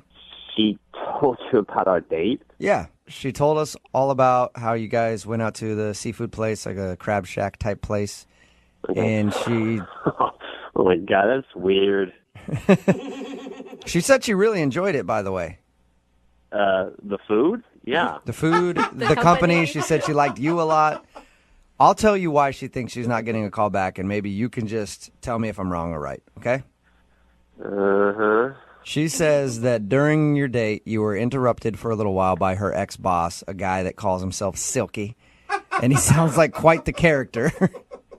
Oh, so she told you about Silky, huh? She did. She told us about good old Silky. She said it was a really weird experience because he came up and he was obnoxious. Yeah, he's a weird dude. I mean, he's very animated and all over the place. And he said a couple of things that made me kind of wonder how well they know each other and stuff, and I just... What do you mean you think it went deeper than a work relationship? He was saying some weird stuff. He, for one thing, he kept calling me player. He was like, you're lucky you out with her, player. And, he's always my best one, player. My best one? Like, best one? What are you... I'm thinking, what is he talking about, Mm-hmm. He just wouldn't shut up, and he's like, you think she looked good now? You should have seen her in her prime. What? And What an a-hole, dude. He sounds so creepy. I'm like looking at him thinking, I'm just trying to play along, right? I'm like Right. trying to be nice. Yeah, you're just like pity laughing him, like, oh man, Silky, I just met you, and you're like, you're just crazy. I'm just hoping he goes away soon, and I let him know, I was like, hey, this is just our first date, and he's like, first date? Oh, you're going to get some? You're going to get it tonight. He said that in front of her? And how did she react? Oh my god. She seemed a bit mortified, but was, trying to keep her composure, and I'm like, inside, I'm freaking like, who the hell are you? And he's like, come on, give me a fist bump. Come on, give me a fist bump. I'm like, you gonna get it tonight, boy. Give me a fist bump. So did you? He wouldn't leave, so I begrudgingly give him a fist pump. I'm like, yeah, man, sure. Oh my God, I would have wanted to beat him up. Weren't you angry that someone was talking bad about her like that? I was more intrigued than upset. I mean, she seemed upset. I was more like, what the hell is going on? Yeah. It's like, get out of here, Silky. So totally. I mean, I was just, and I asked her when he left, and she didn't want to talk about it. She was like, oh, it's just an old boss. I don't want to get into it. And that made me kind of like wonder. I mean, I don't know. I mean, it just seemed to me that, possibly that maybe they knew each other in a sort of way I didn't want to get involved with. Like they had a relationship or something? No, I mean, not like a romantic relationship. I mean, it seemed like maybe she was possibly a prostitute or something. And she was one of his girls. I mean, that's kind of like the vibe I got. You instincts were like... Are you telling me you thought that he used to be her pimp? I don't know that for a fact, but I mean, without a doubt, my instincts and my thoughts were kind of feeling that and thinking that. It was very uncomfortable. So you're saying that you think she's a hooker? I don't know if she is or used to be or what the deal or wasn't, but it seemed sort of like that. Okay, so that's why you're not calling her back then. Yeah, I don't want to get involved with a guy named Silky who, is, going to, come after me. You afraid Silky's going to cut you? Oh, my God. Why didn't you... I don't even want to find out what Silky's going to do. Why not ask her? I mean, I know that's a really awkward thing to ask, but... I did ask her. I asked her who he was, and she didn't want to talk about it, and she was just uncomfortable, which added to the, That is the most ridiculous jump to conclusions I've ever heard in my life. Silky sounds like a pimp. You weren't there. So, you can say that from where you're sitting now, but I'm telling you, I'm pretty good at the character. Well, let's ask her. I think that'd be a good idea. She's actually on the other line listening, so that's possible right now. What? Isabel, or were you or are you a hooker? Oh, come on. No, I'm not a hooker, Darren. Good God. I'm not a hooker. I worked for Silky at a burger joint, and I was embarrassed, so I didn't want to tell you. Silky doesn't seem like he works at a burger joint, okay? Not the way I know he doesn't, but he somehow became a manager, and he hired me. I'm not really sure what to think, even though she just said that. You're still not sure if maybe I'm not a hooker after having dinner, after going on a walk? After hanging out, you're still not sure, Darren, if I'm a prostitute? I'm not saying you are now. Maybe you were before. I don't know. And you know what? I don't want to know. I flipped burgers, and I was embarrassed, and I didn't want to tell you. I was not a lady of the night. Well, what am I supposed to think? I mean, some guy named Silky comes up and is like, yo, she used to be part of my team. You used to see her in her prime. I mean, I don't really think that's what a burger manager leader in the morning. I bet you were a shift leader. Oh, my God, you guys, you need to stop right now. Isabel is obviously not a prostitute. I don't know. I don't know Isabel that well. Wait, so you're saying you're going to jump in and be like, you don't know me, so I'm obviously a prostitute? I called you for help. This is ridiculous. All of you are. I'm more joking with you, Isabel. Okay. I don't know what she does. I just don't want to see Silky again. You realize that you're putting one creepy dude that she used to know in the past personality totally on her. I have not seen Silky in 7 years, and honestly, I hope I never see him again. I mean, I run into him once, and this is a nightmare.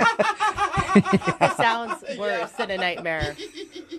I just listen. I trust my instincts. It kind of seemed that way.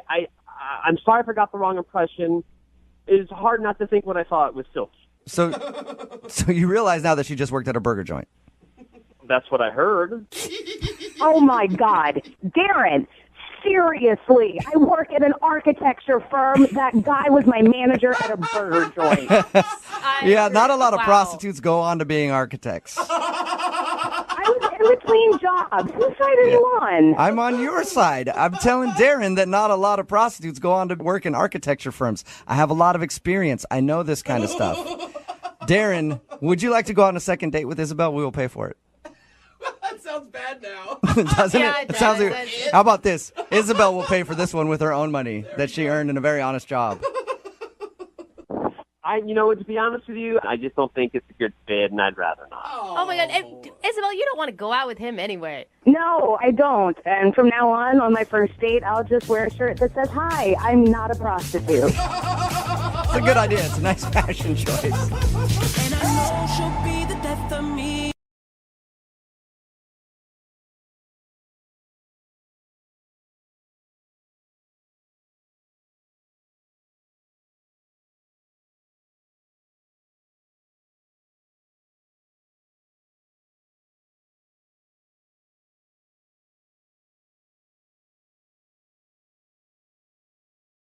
Need LASIK? Trust the experienced team at the LASIK Center at Evergreen Eye Center. No glasses, no contacts, no limits. What will you do? LASIK at evergreen.com. Moving 92.5. Brooke and Jubal's second date update. How does that Marilyn Monroe quote go that every single Instagram model posts on their account at least 3 times a month? Because if you can't handle me at my worst, you don't deserve me at my best. Yeah, like you didn't know it. That's AKA, cute, Jubal. I'm crazy. But anyway, Russell, who's on the phone for a second date update today, definitely met the girl that he wants to call at his worst. I think actually they were probably both at their worst. Really? I read your email, Russell, and the one thing that I thought was hilarious is how you guys met. Yeah, that was a good story. I've never met anybody like that before. I can't wait to hear it. What happened? We both actually met at a Slurpee machine in a 7-Eleven. Oh, already the romance. Yeah, it was great. Not what I expected for the day, but we were both super hungover. We both had crazy nights the night before, and we were just like, I need a Slurpee. I think that's the only time I really have Slurpees anymore. I feel like I should try those as hangover cures from now on. You can actually drink with them, too, just so you know. Put vodka Okay, in them. let's Anyway. slow it down. So what happened at the Slurpee machine? Like you bumped into each other and it was like one of those rom-coms? So we were both craving these Slurpees, and the Slurpee machine was broken. So, yeah. Oh, man. So we talked to the guy working there, and he said, I'll be right back. I just need the right parts to fix this. I don't know how a Slurpee machine works. Yeah. So we were waiting there for a little while, and we just started talking. We started up a conversation, and we both just talked about our crazy nights, and she seemed pretty cool. I mean, she was cute. So we just decided to hang out. She was cute with last night's makeup still on. Yeah, well, some guys were into that. Yeah. And you probably had last night's makeup still on, too, so it didn't really matter. Exactly. We were both at our worst. All right, so what did you guys do when you went out? Like on your actual, or was this the actual date? No, well, I guess this was the first date if you count Slurpees. But we decided to go on a bike ride around the city. Oh, not the same day you're hungover, did you? No. We both had to sober up for that. Yeah. Terrible. That's an awesome date. Yeah, right. You get exercise, you get to see the town. Totally. There's something to talk about. Your blood's pumping. Everything Yeah. is looking good. How did it go? Well, the date went really well. We talked a lot. There was one point, this was actually something funny that happened. There was a mailman, and he got out of his truck, and he didn't see us coming. Oh, no. So she missed him. She went right by him. I was aimed straight for him, and I had to brake just immediately. My back tire went up, and he just was so scared, he laid down on the ground, and he was just frozen. He just laid down. He was like accepting his fate. He just saw his life flash before his eyes. Oh, What happened? Did you That's funny. crash? Did you run into him? No, just missed him by a hair. Oh. That's awkward. It's almost like you'd rather hit him if he's laid down expecting you to hit him, and then you stop short. It's kind of, well, if you stop short, it's weird. It's like, okay, who moves first now? I felt bad for the guy. yeah. But anyway, we're talking about it, and she was like, "Oh, you're such a nice guy. You know, you didn't hit that guy. You were paying attention, and you know." So I was like, "Oh, great." You know, she looks at me as this really nice guy because I didn't hit this mailman with my bike. Also, Yeah, oh, great, does. that's where her standards are. You Yeah. just have to not run over a mailman, and you're a hero in her book. That's what I'm thinking. Like, it takes so little to be a nice person these days. Yeah, so I had it made. I was in. At least I thought, you know. And so we went out to lunch after that, and we talked. We had a great time. So why isn't she calling you back if it was so wonderful? That's the part that I don't know. I have no idea. I texted her a couple days later, and I said, "Hey, I had a great time. Would you like to get together again?" And she said, "Please don't ever contact me again." Whoa, that's Oh, so extreme, man. She's not only not calling you back, she's aggressively saying, don't talk to me. Exactly. So So I wait. have no idea why. So now we're going to call her. Yeah. Okay, great. Yeah. Yeah. I mean, Do you have any idea why she would be so, like, Adamant? yeah. I have no idea. The date went really well, I thought. yeah. And I even texted her, like, why? Like, what's wrong? And should she respond? Not after that, no. No, nothing. Wow. Are you like some known felon and she did a Google search and found out all your horrible past? Not that I know of. Well, maybe we'll find out that you do have a criminal record and you didn't even know it. We could. All right. Well, we're going to play a song, come back, and then call her and get your second date update, okay? Great. I really appreciate it. Yeah, man. Hang on. Moving 92.5. Brooke and Jubal in the mornings. Second date update. Will today's second date update end with Russell getting another chance at love? Or being solo? Or with all of us getting a restraining order? I'm going to go with number 3 because the girl we're about to call sent Russell a text saying, please don't contact me. So, Russell, I am excited for the no contact order and restraining order. I've had a goal in my life to at least get one of those, and we might get both here. Yeah, let's dream big. All right. Just to remind everybody, Russell met a girl named Dana at the 7-Eleven. They were both hungover getting Slurpees. And then they started a conversation, decided to go on a bike ride, and then they had lunch. And according to him, other than almost running over a mailman with his bike, nothing bad happened. But after the date, he texted her asking if she wanted to go out again. And that's what she said. Don't contact me anymore. So we're going to contact her. That's how we're going to do it. You guys, are you sure you want to do this? I want to know. I want to get to the bottom of this. And, like, is your goal to go out again, or is it just to find out the problem? I'm more concerned about what the problem was. A second date, yeah, maybe. But, you know, I want to know what went wrong. Yeah, if you have no idea and her reaction is that strong, maybe you're doing something on dates that is not cool and you don't even realize it. Yeah, exactly. And I need to know. I think she found something online that was bad about you. I mean, that is a possibility. She could Was have. there stuff online that's bad about you? No, here's the thing. My ex is not a good person, and we had a really bad breakup. And I'm wondering, like, maybe there's a possibility she talked to her somehow. I don't know. Okay. Okay. Well, we'll See? find out. I'm going to dial her phone number right now. Here we go. Okay, let's do it.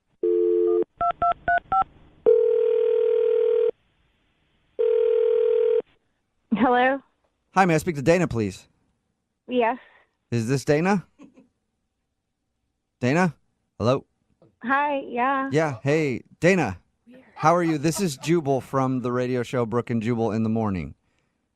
Are you okay? Dana? Dana, are Dana. you okay? Do we need to call Hello? somebody? I'm here. Who are you? Jubal from Brooke and Jubal in the Morning. It's a radio show. And I'll just cut to the chase real quick. We do a segment on our show. It's called the Second Date Update. That's where if you go out on a date with somebody and they end up not calling you back after, we'll call that person and find out what happened. So you went out with a dude named Russell not too long ago. No, oh my God, no. No. I don't want anything to do with him. Okay. Well, we my know. God, wait, no, hold Dana. on, We know. Dana. We know that you don't want anything to do with him because you sent him a text message telling him that. But Russell's really confused at what he did. That's the problem.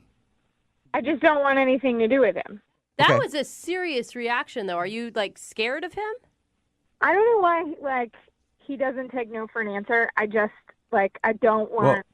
I don't agree with, Dana, here's the thing. He will take no for an answer if you can give us a reason. He's just confused because, according to him, your date was awesome and there was nothing wrong. And then right after, you seemed like you were pissed at him. So he just wants to know what's up. Well, look, yes, the date was good, but like the really good ones always turn out, like rotten in the end. So Did you find? Okay, this is my guess. You found something online about this guy. He swears that he's not a convicted felon or something. no, I didn't have to go online. He flat out told me. He He told you that he's a convicted felon? No, it's like way worse than that. Worse than a he's- convicted, than a felony? He's not a convicted felon. He's currently a felon, just not. He's running amok. Yeah, he's at large. Okay, we're joking, but what could be worse than that? I'm surprised that you don't already know since you say you already talked to him. So We did, but he sounded pretty normal, and his description of your date sounded pretty normal, but I mean, if anything, you don't obviously owe this guy anything, but no. If you told us we could get the word out to other people who may go out with him. That actually would be helpful. Yeah. Okay, so what is it about Russell that makes him so evil? Look, he told me just, casually that he works with nuclear weapons and he takes them all around the country and I don't know if he manufactures them and he works with nuclear weapons somehow. And, I'm 100% against mass destruction and I just can't. I'm sorry. I don't know a lot about the nuclear weapon game, but I don't think you could just travel around the country and sell them. I haven't met a traveling nuclear bomb salesman yet. Not a vacuum. Well, he'll tell you. If you keep talking to him, he'll just tell you. Okay, wait, hold on, though. I mean, that's great that you're anti-war, pro-peace, but why wouldn't you just tell him that? It's a first date. He flat out tells me I don't agree with it. Like, why can't I just leave? Like, get the hell out of there. Okay, so Well, I mean, that's you what can, you did. but- And are you sure he's, selling nuclear weapon? He feel like... told me. He said those words himself. That he sells nuclear weapons. I don't know exactly, if he sells them, if he makes them, if he promotes them. I don't know. But he said nuclear weapons, and I'm out. I know a good way to find out, Dana, because Russell is actually on the other line listening to this conversation right now and wants to talk to you. Excuse me? Dana, this is Russell. No, oh my God. What are you talking about? Nuclear Nobody weapons. told me that he was on the other line. I know. told you I didn't want anything to do with I him. have a bad memory. I have such a bad memory. Dana, what are you talking about? Nuclear weapons? Russell, you said that you work with nuclear weapons. I heard the words come out of your mouth. Wait, back up for a second. I don't know what you're talking about, nuclear weapons. Where'd you get this idea? From you. You said it. I work for a marketing company. What are you talking about? What? You work for a marketing company? And you guys sell nukes? What? That's an intense marketing plan. Either you guys had a really big miscommunication or you're doing something on the side that you're not coming clean about right now, Russell. I work for it's basically a PR company. We go around and we shop to companies and, to expand their markets, whatever they do. That's a complete and total lie. You were changing your story. You're making it sound because we're talking to these people, but I heard you. The words came out of your mouth. You work for this company. It's like nuclear ideas. You take them places. I don't know all the small, little, tiny details about it. All I need to know is that you work with nuclear things, okay, and that is not okay with me. What? This is a huge misunderstanding. The name of my company is called Nuclear Ideas. Like 3 words? Wait, did you say It's 3 nuclear, like as in brand new and not vague? Yes, exactly. Oh, my God. New space clear. Dana, are you still there? Yeah. Did you? Did you hear that? Yes, I heard him again. He said nuclear. Wait, do you not believe him? It's nuclear ideas. Yes, nuclear ideas. No. Like you buy a brand new car and the water's so clear. Yes. Dana, it's not nuclear as in bombs. It's new clear ideas. Oh my God. We propose new ideas that are clear to companies. Oh my God, Dana. I can't believe it. So you don't work with bombs? No, not in the slightest. I agree with you. I don't like war. I don't support that. I don't do anything involved with that at all. Oh my God, Dana, what are you feeling right now? I feel like he needs to like pronounce his words better. I don't think this one's on him. I feel like you probably should have known he wasn't talking about bombs based on subject matter. Oh my God. Far out there. Oh, I feel so sheepish. You were so fired up. I'm embarrassed. Are you sure, Russell? You really don't work with war stuff? I don't work with war stuff, Dana. I'm Things I don't 150% positive. My God. I feel so stupid right now. It's okay.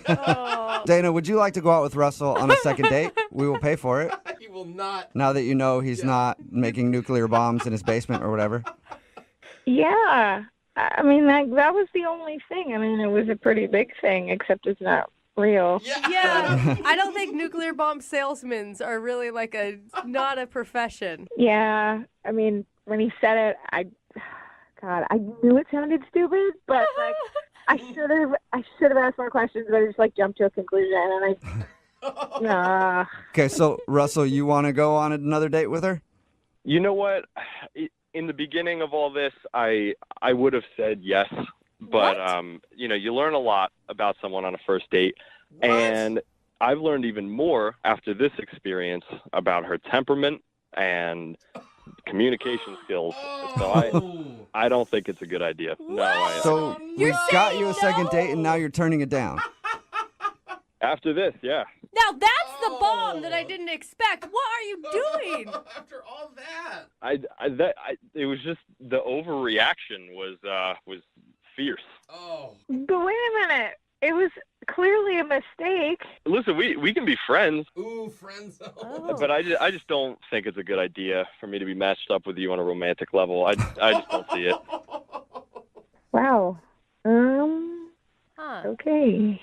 Yeah. It's an awkward ending, isn't it? It is. I don't even know what to say. Dana, thank you for your time. Yeah, I guess mistakes happen, but Well, yep. All right. Well, sorry, guys. No, it's fine, Russell. Way to bring the mood down, though. Brooke and Jubal in the morning. Text in at 78592. It says Russell dodged a bullet. Correction, he dodged a nuclear bomb. Oh, gosh. It's Brooke and Jubal in the morning talking about the second date update. If you missed it, this dude, Russell, wanted to call Dana. They went out on a date. Everything seemed fine.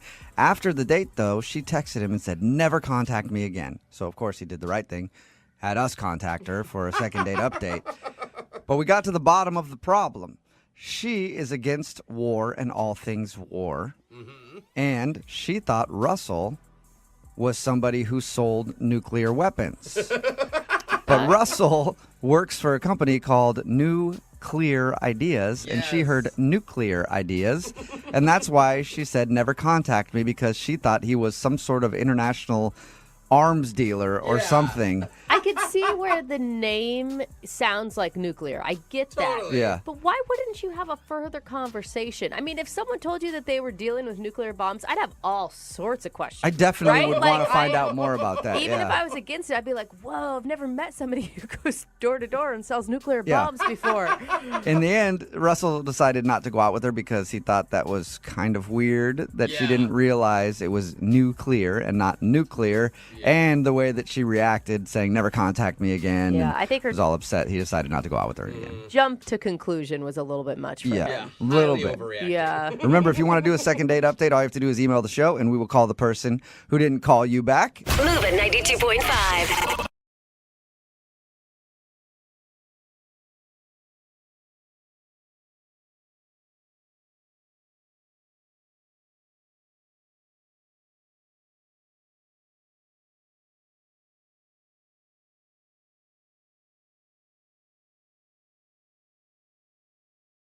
We've never done this before. A guy named Nick reached out to us for a second date. Okay. The strange part is, he says he's never even went out on a date with this girl to begin with.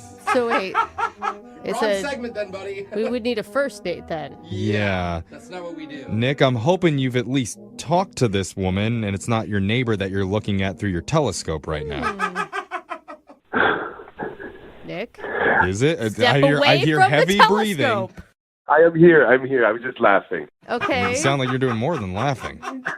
No, there's no telescopes involved, I promise you. Okay, is the woman real? Does she have a name? Does she exist?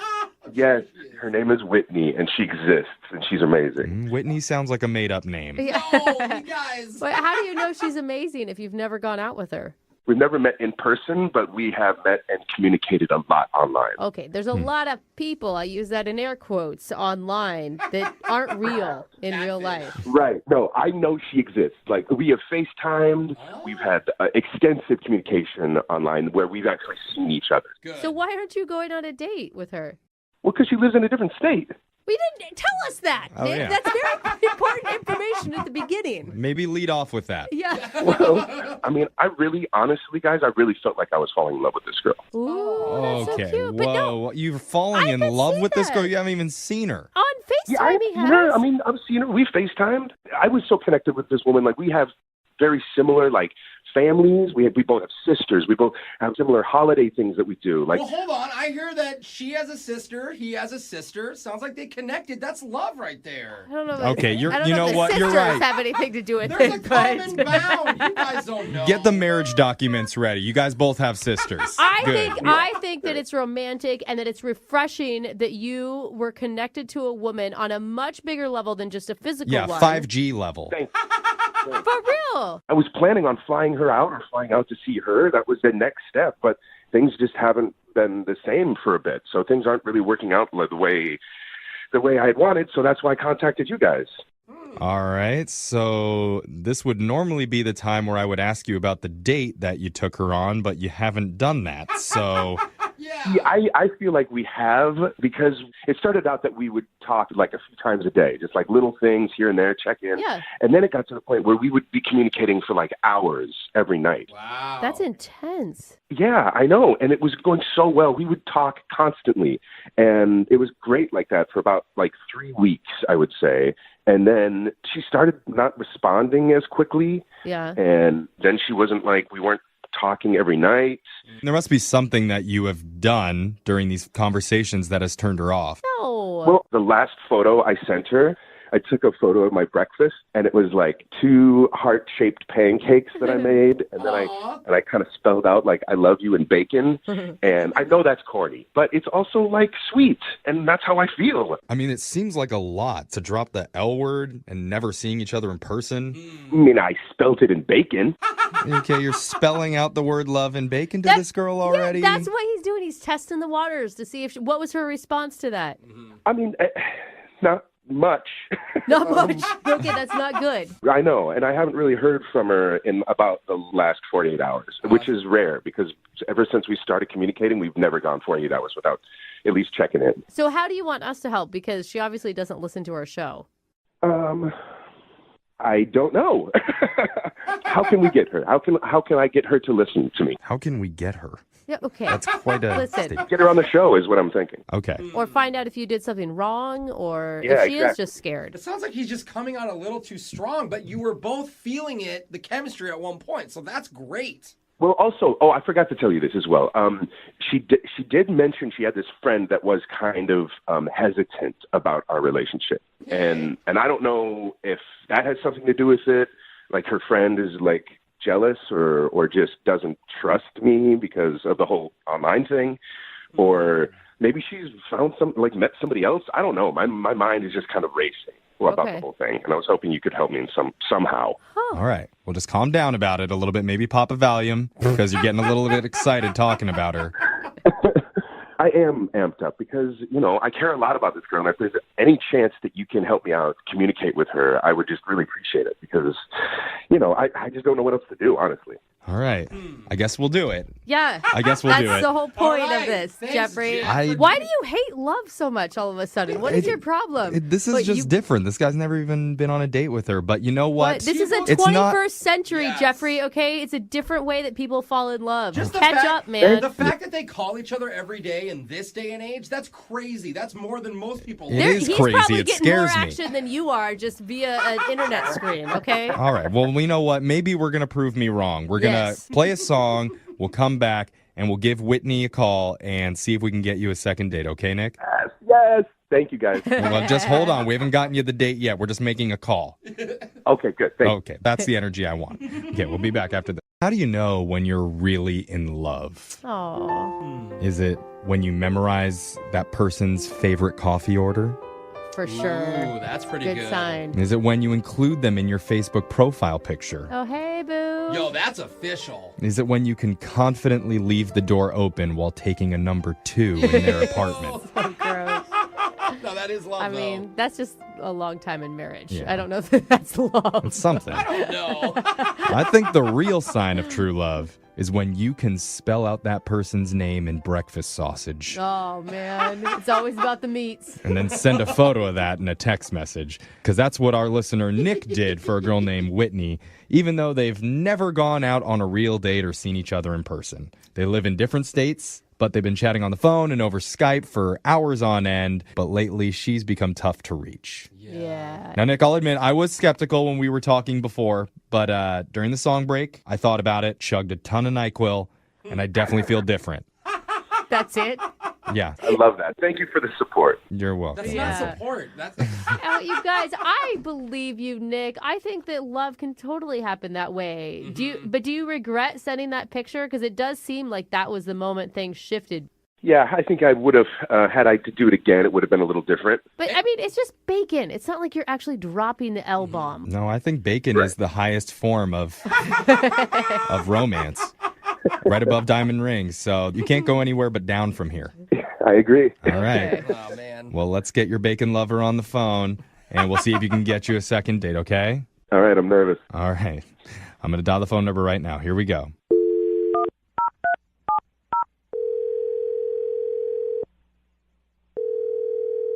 Hello? Hi, can I speak to Whitney, please? This is her. Hi, Whitney. My name's Young Jeffrey. I work for the radio. What is this about? This is about you. Well, obviously. Oh my god. Okay. Sorry. Did I win something? No, you didn't win. Well, maybe you won something, in a way. Maybe. Yeah, you've probably never heard our show, Whitney. We're in a different city than you. Different state, actually. So why are you calling me then? We're calling you because we do something on our show called a second date.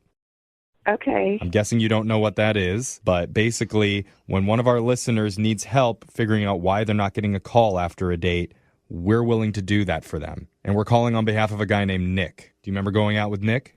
But they never really went out. Oh, so right. that doesn't That's really right. count. Yeah. This is so different than what we normally do. I've totally screwed this up. So you've been chatting recently with someone named Nick.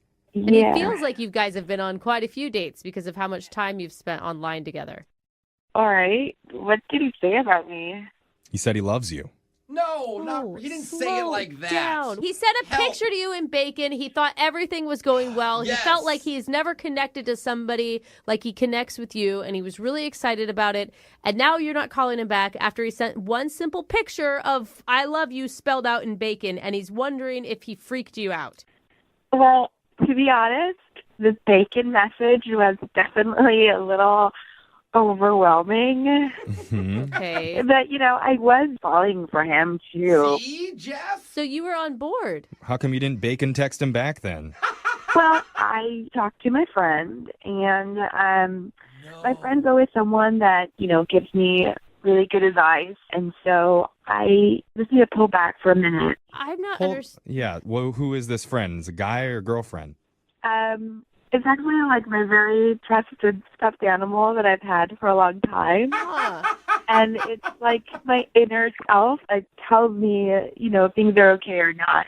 Wait, What? are you joking right now? Is this a joke? You want to talk to her? Wait, Wait, hold Whitney, on. Whitney, are you joking? No, it's kind of like how Mr. Rogers does it, Oh, Mr. Rogers does it. Yeah, you don't remember having the little puppets and... You have a puppet friend that's telling you not to date a guy? Yeah, it's Sparkle. I've had her for many years. Put Sparkles on the phone. We'd love to chat with her. Hi, this is Sparkle. Hi, Sparkles. Hello. Oh my God, I don't know. But Sparkles, wait, why don't you like Nick? Because he might not like me. He might throw me away, and I never see Whitney ever again. It was a doll. Okay, this is yeah. Hold Sparkles, you do realize that Whitney deserves to be loved, and that Whitney won't let you be thrown away, right? I'm doing this. I thought it was a doll. If he likes Whitney, he has to keep me too. Okay. Hey, Sparkles, have you ever met Nick before? Does Nick know about you? I don't think Nick knows about me. If he knows about me, he might throw me away. Okay. You haven't told? So Dating online is so weird. Wait, so... I think we need Whitney back on the phone. Yeah, let's talk to Whitney again, please. Oh, Jeff is so mad. Whitney. Hello? Is this Whitney? Who's this? This is Whitney. I thought it was another doll for a second. Whitney. Have you told Nick about Sparkles? No, I haven't told him about Sparkle. I can't imagine why, but I'm sure Nick would like to know about Sparkles. Maybe Sparkles and Nick should have a conversation so that you guys can actually go out, don't you think? No. It's definitely a possibility. Well, we are that's giving you that good. chance because we didn't tell you this, but Nick has been on the other line listening, and he heard everything that you and Sparkles said, and he wants to talk to you both, I guess. Oh. Nick? Does he want to talk to her? Yeah, is he still there? He probably hung up. Nick, Nick, are you there? Nick. Yeah, I'm here. Hey. Wow, just I have a lot of questions. Yeah. Sparkle is just basically like my inner voice, you know? Yeah, Whitney is okay with you guys going out, but Sparkles has an issue. Right, and Maybe, Nick, you should talk to Spark. Could we get Sparkles back on the phone so Nick can have a conversation with Sparkles, and then maybe they can work something out? No, stop. I don't know if I'm ready for that. Okay, wait, Nick, I mean, when she explains it like that it's just basically she's having an inner dialogue with herself that comes out, does that sit okay with you? I understand that. I think we all have that, but most of us kind of keep it internal. That's a good way to put it. And a lot of people still have stuffed animals and blankets from their childhood. I still have a baby blanket. Sure. Brooke has stuffed animals. Yeah, I sleep with stuffed animals every night. They don't talk to me very often, but my stuffed animals were okay with me starting a relationship and getting married. And now she's married. And trust me, Whitney, my husband has tried to throw these things out many times, and I have just stopped that. You can do that in your relationship. Honestly, I wouldn't go out with you, Nick, if you wouldn't accept Sparkles. Yeah. Okay. Do other people know about Sparkles? I don't show Sparkles to everybody, only those that I trust. Oh my God, Nick. So that's a compliment, Wait, Nick. Whitney, the entire time you were talking about your friend, you were referring to Sparkles? Yeah. Oh, right. Okay. Wow. So Sparkles is the friend that is not okay with Nick and Whitney being together. Well, maybe... Yeah, I'm not sure about Nick. I'm just not sure. Wait, hold on. Is this Sparkles on the phone again? Duh. Okay. Hi, this is Sparkles. Hey, Sparkles. Oh my gosh. Do it. You have to do it. I don't even know how to do this. You got to do Who it. do you ask? I mean, Sparkles is on the phone. I think we start with Sparkles, then we go to Whitney. All right. Sparkles, here's the deal. That's the hard one. Nick really wants to go out with Whitney, so if you'll let her, we would pay for Whitney and Nick to go out on a date, if it's okay with you. As long as I can be there, it's okay. Okay. All right. That's a yes. We got our first yes. Now, Whitney, Sparkles has signed off on the relationship. Will you go out with Nick one more time? We'll pay for it. Or for the first time, we'll pay for it. Okay, wow, yeah. I'm surprised that Sparkles is okay with it, and I am on board with it. Okay. All right. Well, that's some excitement. How is she surprised? We did it. Okay. Nick, Yeah, Nick, congratulations. you got a second date or a first date. Let's pump the brakes a little bit, I think. Why? Do you have a friend that's a little bit hesitant about this too?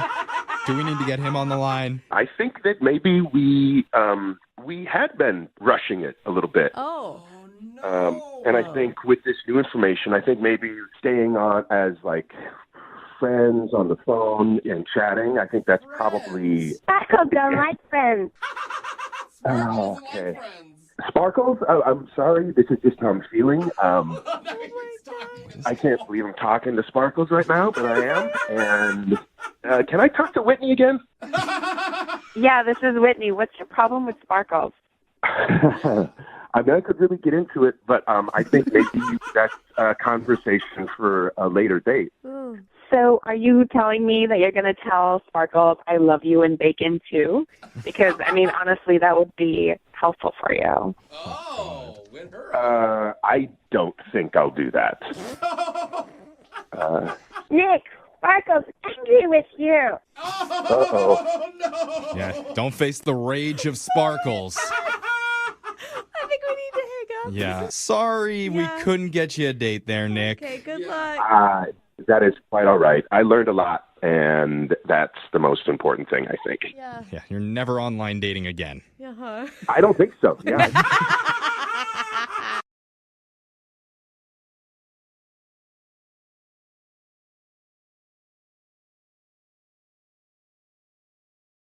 Moving 92.5. Brooke and Jubal's second date update.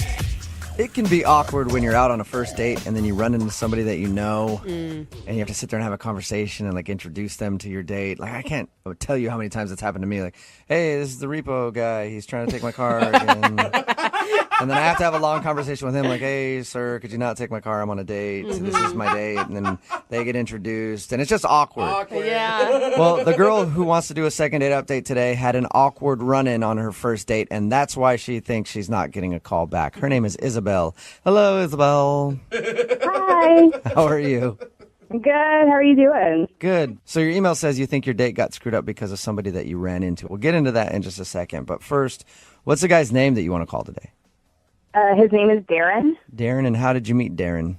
I met him kind of in my neighborhood. I just ran into him one day near my house, like a few blocks away. He was on a walk, and I know it's going to sound cliche, but he has a really cute dog. So Of course. I had to go over to go pet the dog. All right. Did he ask you out or did you ask him out? He asked me out. We just kind of walked together for a while, and I told him I love animals, and his dog was adorable, and he was obviously aware of that. So we walked together a bit, and, eventually he had to go one way. I needed to turn back and go home, and he asked for my number. So I gave him my number, and the next day he called to ask me to dinner. That's cute. By any chance, did he have any binoculars or duct tape on him when you met him? No creepy duffel bag or anything. He was very normal, very charming. I was just trying to see if he set up your chance meeting while he was outside walking his dog. So where'd you guys go on your date? We went to a seafood restaurant, but nothing really fancy. I actually liked his idea of a date. It's one of the places where, they're putting the bib around your neck. Oh, yeah. You're getting your hands dirty. And I thought that was really cute. So I was excited. And you guys seem to hit everything off okay? Yeah, and he's really funny. So I spent probably the first half hour laughing, and he was great. I thought it was going really, really well. And then my old boss shows up at the table. Wait, at your table, did you just say? Yeah, it got a little awkward.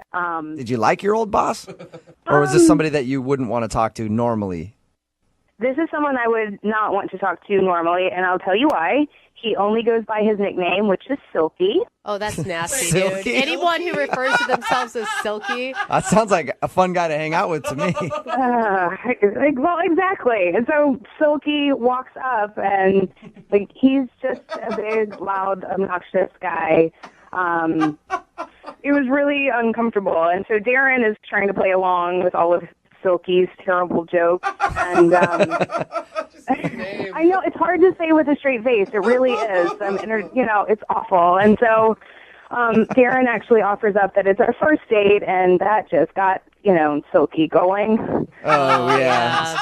So he's like one of those guys that's always trying to be funny and is always on. Yeah, and it was terrible because I'm sitting there with like bibs around our neck, and he's asking if there's going to be kisses later. And Did you guys joke about it? I mean, if I were on a date with you and some dude named Silky came up and was being obnoxious, I would still laugh about it with you after and be like, man, I can't believe you used to work for that guy. honestly, I was a little flabbergasted that he was there. So, we tried to make light of it. So then Silky finally leaves, and Darren's kind of chuckling, and, he's asking, what's this guy's deal?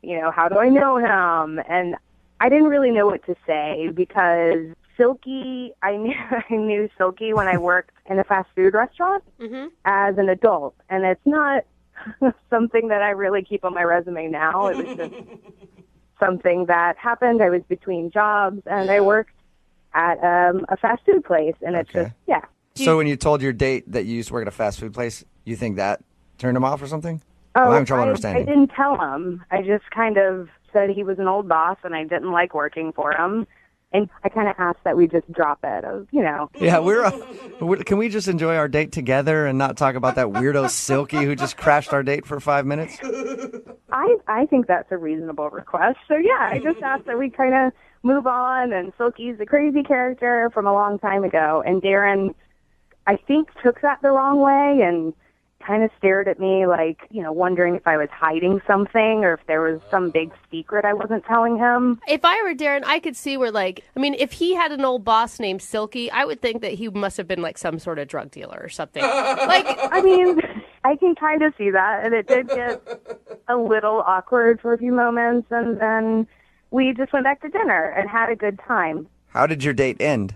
He dropped me off, and I got an awkward hug. You think an awkward hug? Something was obviously bothering him or was wrong, and I don't know what's going on because he hasn't responded to my text. I've texted him a few times, and I feel bad that maybe I should have just told him about the fast food job, or maybe my perfume was too strong, or he didn't. I don't know. I was wearing too much makeup. I don't know what went wrong, but I want to know. I love a girl's brain. There's always 8,000 different reasons it could be. Well, we'll play a song, come back, call him, and get your second date update, okay? Okay. Thanks. Hang on. Moving 92.5. Brooke and Jubal in the mornings. Second date update. Having your first date interrupted by a coworker can be annoying. Having your first date interrupted by an old boss named Silky can definitely ruin the whole thing. Sounds bad. If you're just tuning in for the second date update, Isabel is on the phone with us. She met a guy named Darren. They had a really fun date going, and then her old boss, a guy named Silky, happened to be at the restaurant they were eating at. I don't think that's his real name. I think he just calls himself Silky. But he crashed their date for a little while, and apparently he's one of these big, loud, obnoxious dudes, and he wouldn't stop joking around.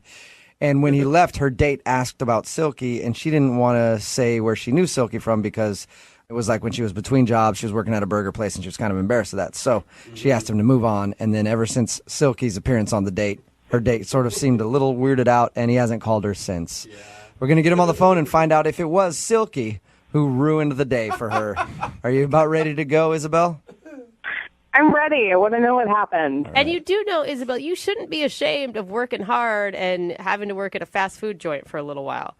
I know. It's nothing against anyone who works fast food. For me, it was just my degree wasn't, it's just not a part of my life I talk about. Yeah, okay. I'm going to dial the phone number right now, and I'm hoping that the guy you went out with, Darren, doesn't answer. I'm hoping Silky answers, because I'm curious about that guy more than I am about Darren, honestly. All right, here we go.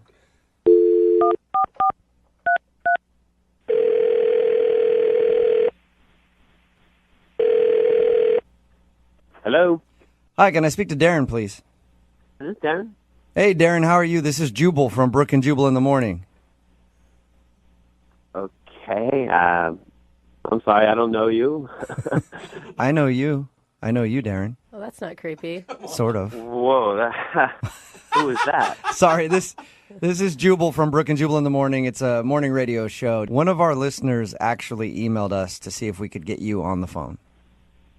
Why? Well, because you recently went out on a date with this person, and now you're not calling her back. So she asked if we could get you on the phone and find out what went wrong on your date and why you don't want to go out with her again. Her name is Isabel. Oh, this can't be good. It could be good. I don't know. You tell me. Isabel wants to know why you're not calling her back. She says she's tried to text you a few times since you guys went out and has heard nothing from you. You know, it's just not something I really want to pursue or get into. Or She told us about the date. Can I just at least kind of tell you what she was saying? She told you about our date? Yeah. She told us all about how you guys went out to the seafood place, like a crab shack type place. Okay. And she... Oh, my God, that's weird. She said she really enjoyed it, by the way. The food? Yeah. The food, the company. She said she liked you a lot. I'll tell you why she thinks she's not getting a call back, and maybe you can just tell me if I'm wrong or right, okay? Uh-huh. She says that during your date, you were interrupted for a little while by her ex-boss, a guy that calls himself Silky, and he sounds like quite the character.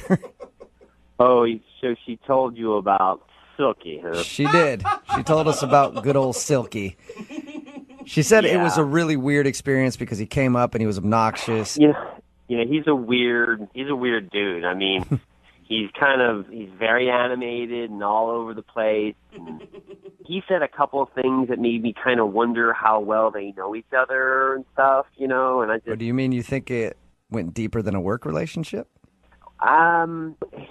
He was saying some weird stuff. He, for one thing, he kept calling me player. He was like, you're lucky you out with her, player. And, he's always my best one, player. My best one? Like, best one? What are you... I'm thinking, what is he talking about, Mm-hmm.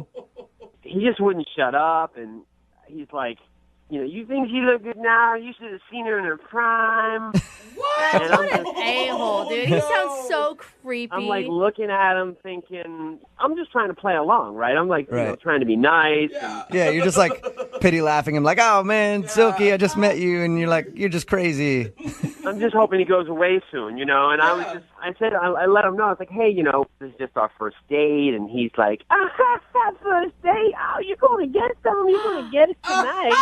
He said that in front of her? And how did she react? Oh my God. She seemed a bit mortified, but was, trying to keep her composure, and I'm inside, I'm freaking who the hell are you? And he's like, come on, give me a fist bump. Come on, give me a fist bump. I'm you gonna get it tonight, boy. Give me a fist bump. So did you? He wouldn't leave, so I begrudgingly give him a fist pump. I'm like, yeah, man, sure. Oh my God, I would have wanted to beat him up. Weren't you angry that someone was talking bad about her like that? I was more intrigued than upset. I mean, she seemed upset. I was more like, what the hell is going on? Yeah. It's get out of here, Silky. So totally. I mean, I was just, and I asked her when he left, and she didn't want to talk about it. She was like, oh, it's just an old boss. I don't want to get into it. And that made me kind of wonder. I mean, I don't know. I mean, it just seemed to me that, possibly that maybe they knew each other in a sort of way I didn't want to get involved with. Like they had a relationship or something? No, I mean, not like a romantic relationship. I mean, it seemed like maybe she was possibly a prostitute or something. And she was one of his girls. I mean, that's kind of the vibe I got. His instincts were Are you telling me you thought that he used to be her pimp? I don't know that for a fact, but I mean, without a doubt, my instincts and my thoughts were kind of feeling that and thinking that. It was very uncomfortable. So you're saying that you think she's a hooker? I don't know if she is or used to be or what the deal or wasn't, but it seemed sort of like that. Okay, so that's why you're not calling her back then. Yeah, I don't want to get involved with a guy named Silky who, is, going to, come after me. You afraid Silky's going to cut you? Oh, my God. Why didn't you? I don't even want to find out what Silky's going to do. Why not ask her? I mean, I know that's a really awkward thing to ask, but I did ask her. I asked her who he was, and she didn't want to talk about it, and she was just uncomfortable, which added to the, That is the most ridiculous jump to conclusions I've ever heard in my life. Sounds like a pimp. You weren't there. You weren't there. So, you can say that from where you're sitting now, but I'm telling you, I'm pretty good at the character. well, let's ask her. I think that'd be a good idea. She's actually on the other line listening, so that's possible right now. What? Isabel, or were you or are you a hooker? Oh, come on. No, I'm not a hooker, Darren. Good God. I'm not a hooker. I worked for Silky at a burger joint, and I was embarrassed, so I didn't want to tell you. Silky doesn't seem like he works at a burger joint, okay? Not the way I know he doesn't, but he somehow became a manager, and he hired me. I'm not really sure what to think, even though she just said that. You're still not sure if maybe I'm not a hooker after having dinner, after going on a walk? After hanging out, you're still not sure, Darren, if I'm a prostitute? I'm not saying you are now. Maybe you were before. I don't know. And you know what? I don't want to know. I flipped burgers, and I was embarrassed, and I didn't want to tell you. I was not a lady of the night. Well, what am I supposed to think? I mean, some guy named Silky comes up and is like, yo, she used to be part of my team. You used to see her in her prime. I mean, I don't really think that's what a burger shift leader in the morning. I bet you were a shift leader. Oh my God, you guys, you need to stop right now. Isabel was obviously not a prostitute. I don't know. I don't know Isabel that well. Wait, so you're saying you're going to jump in and be like, you don't know me, so I'm obviously a prostitute? I called you for help. This is I'm ridiculous. more joking. All of you I'm more joking with you, Isabel. Okay. I don't know what she does. I just don't want to see Silky again. You realize that you're putting like one creepy dude that she used to know in the past personality totally on her. I have not seen Silky in 7 years, and honestly, I hope I never see him again. I mean, I run into him once, and this is a nightmare. It sounds worse than a nightmare. I just listen. I trust my instincts. It kind of seemed that way. I'm sorry if I got the wrong impression. It's hard not to think what I thought with Silky. So you realize now that she just worked at a burger joint.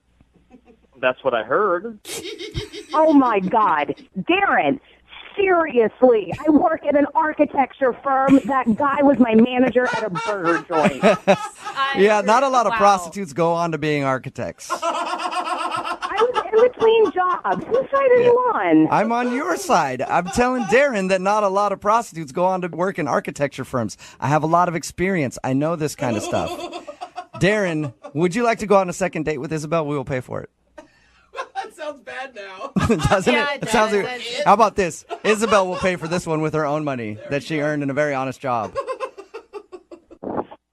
To be honest with you, I just don't think it's a good fit, and I'd rather not. Oh my God. And, Isabel, you don't want to go out with him anyway. No, I don't. And from now on my first date, I'll just wear a shirt that says, "Hi, I'm not a prostitute." It's a good idea. It's a nice fashion choice. And I know she'll be the death of me.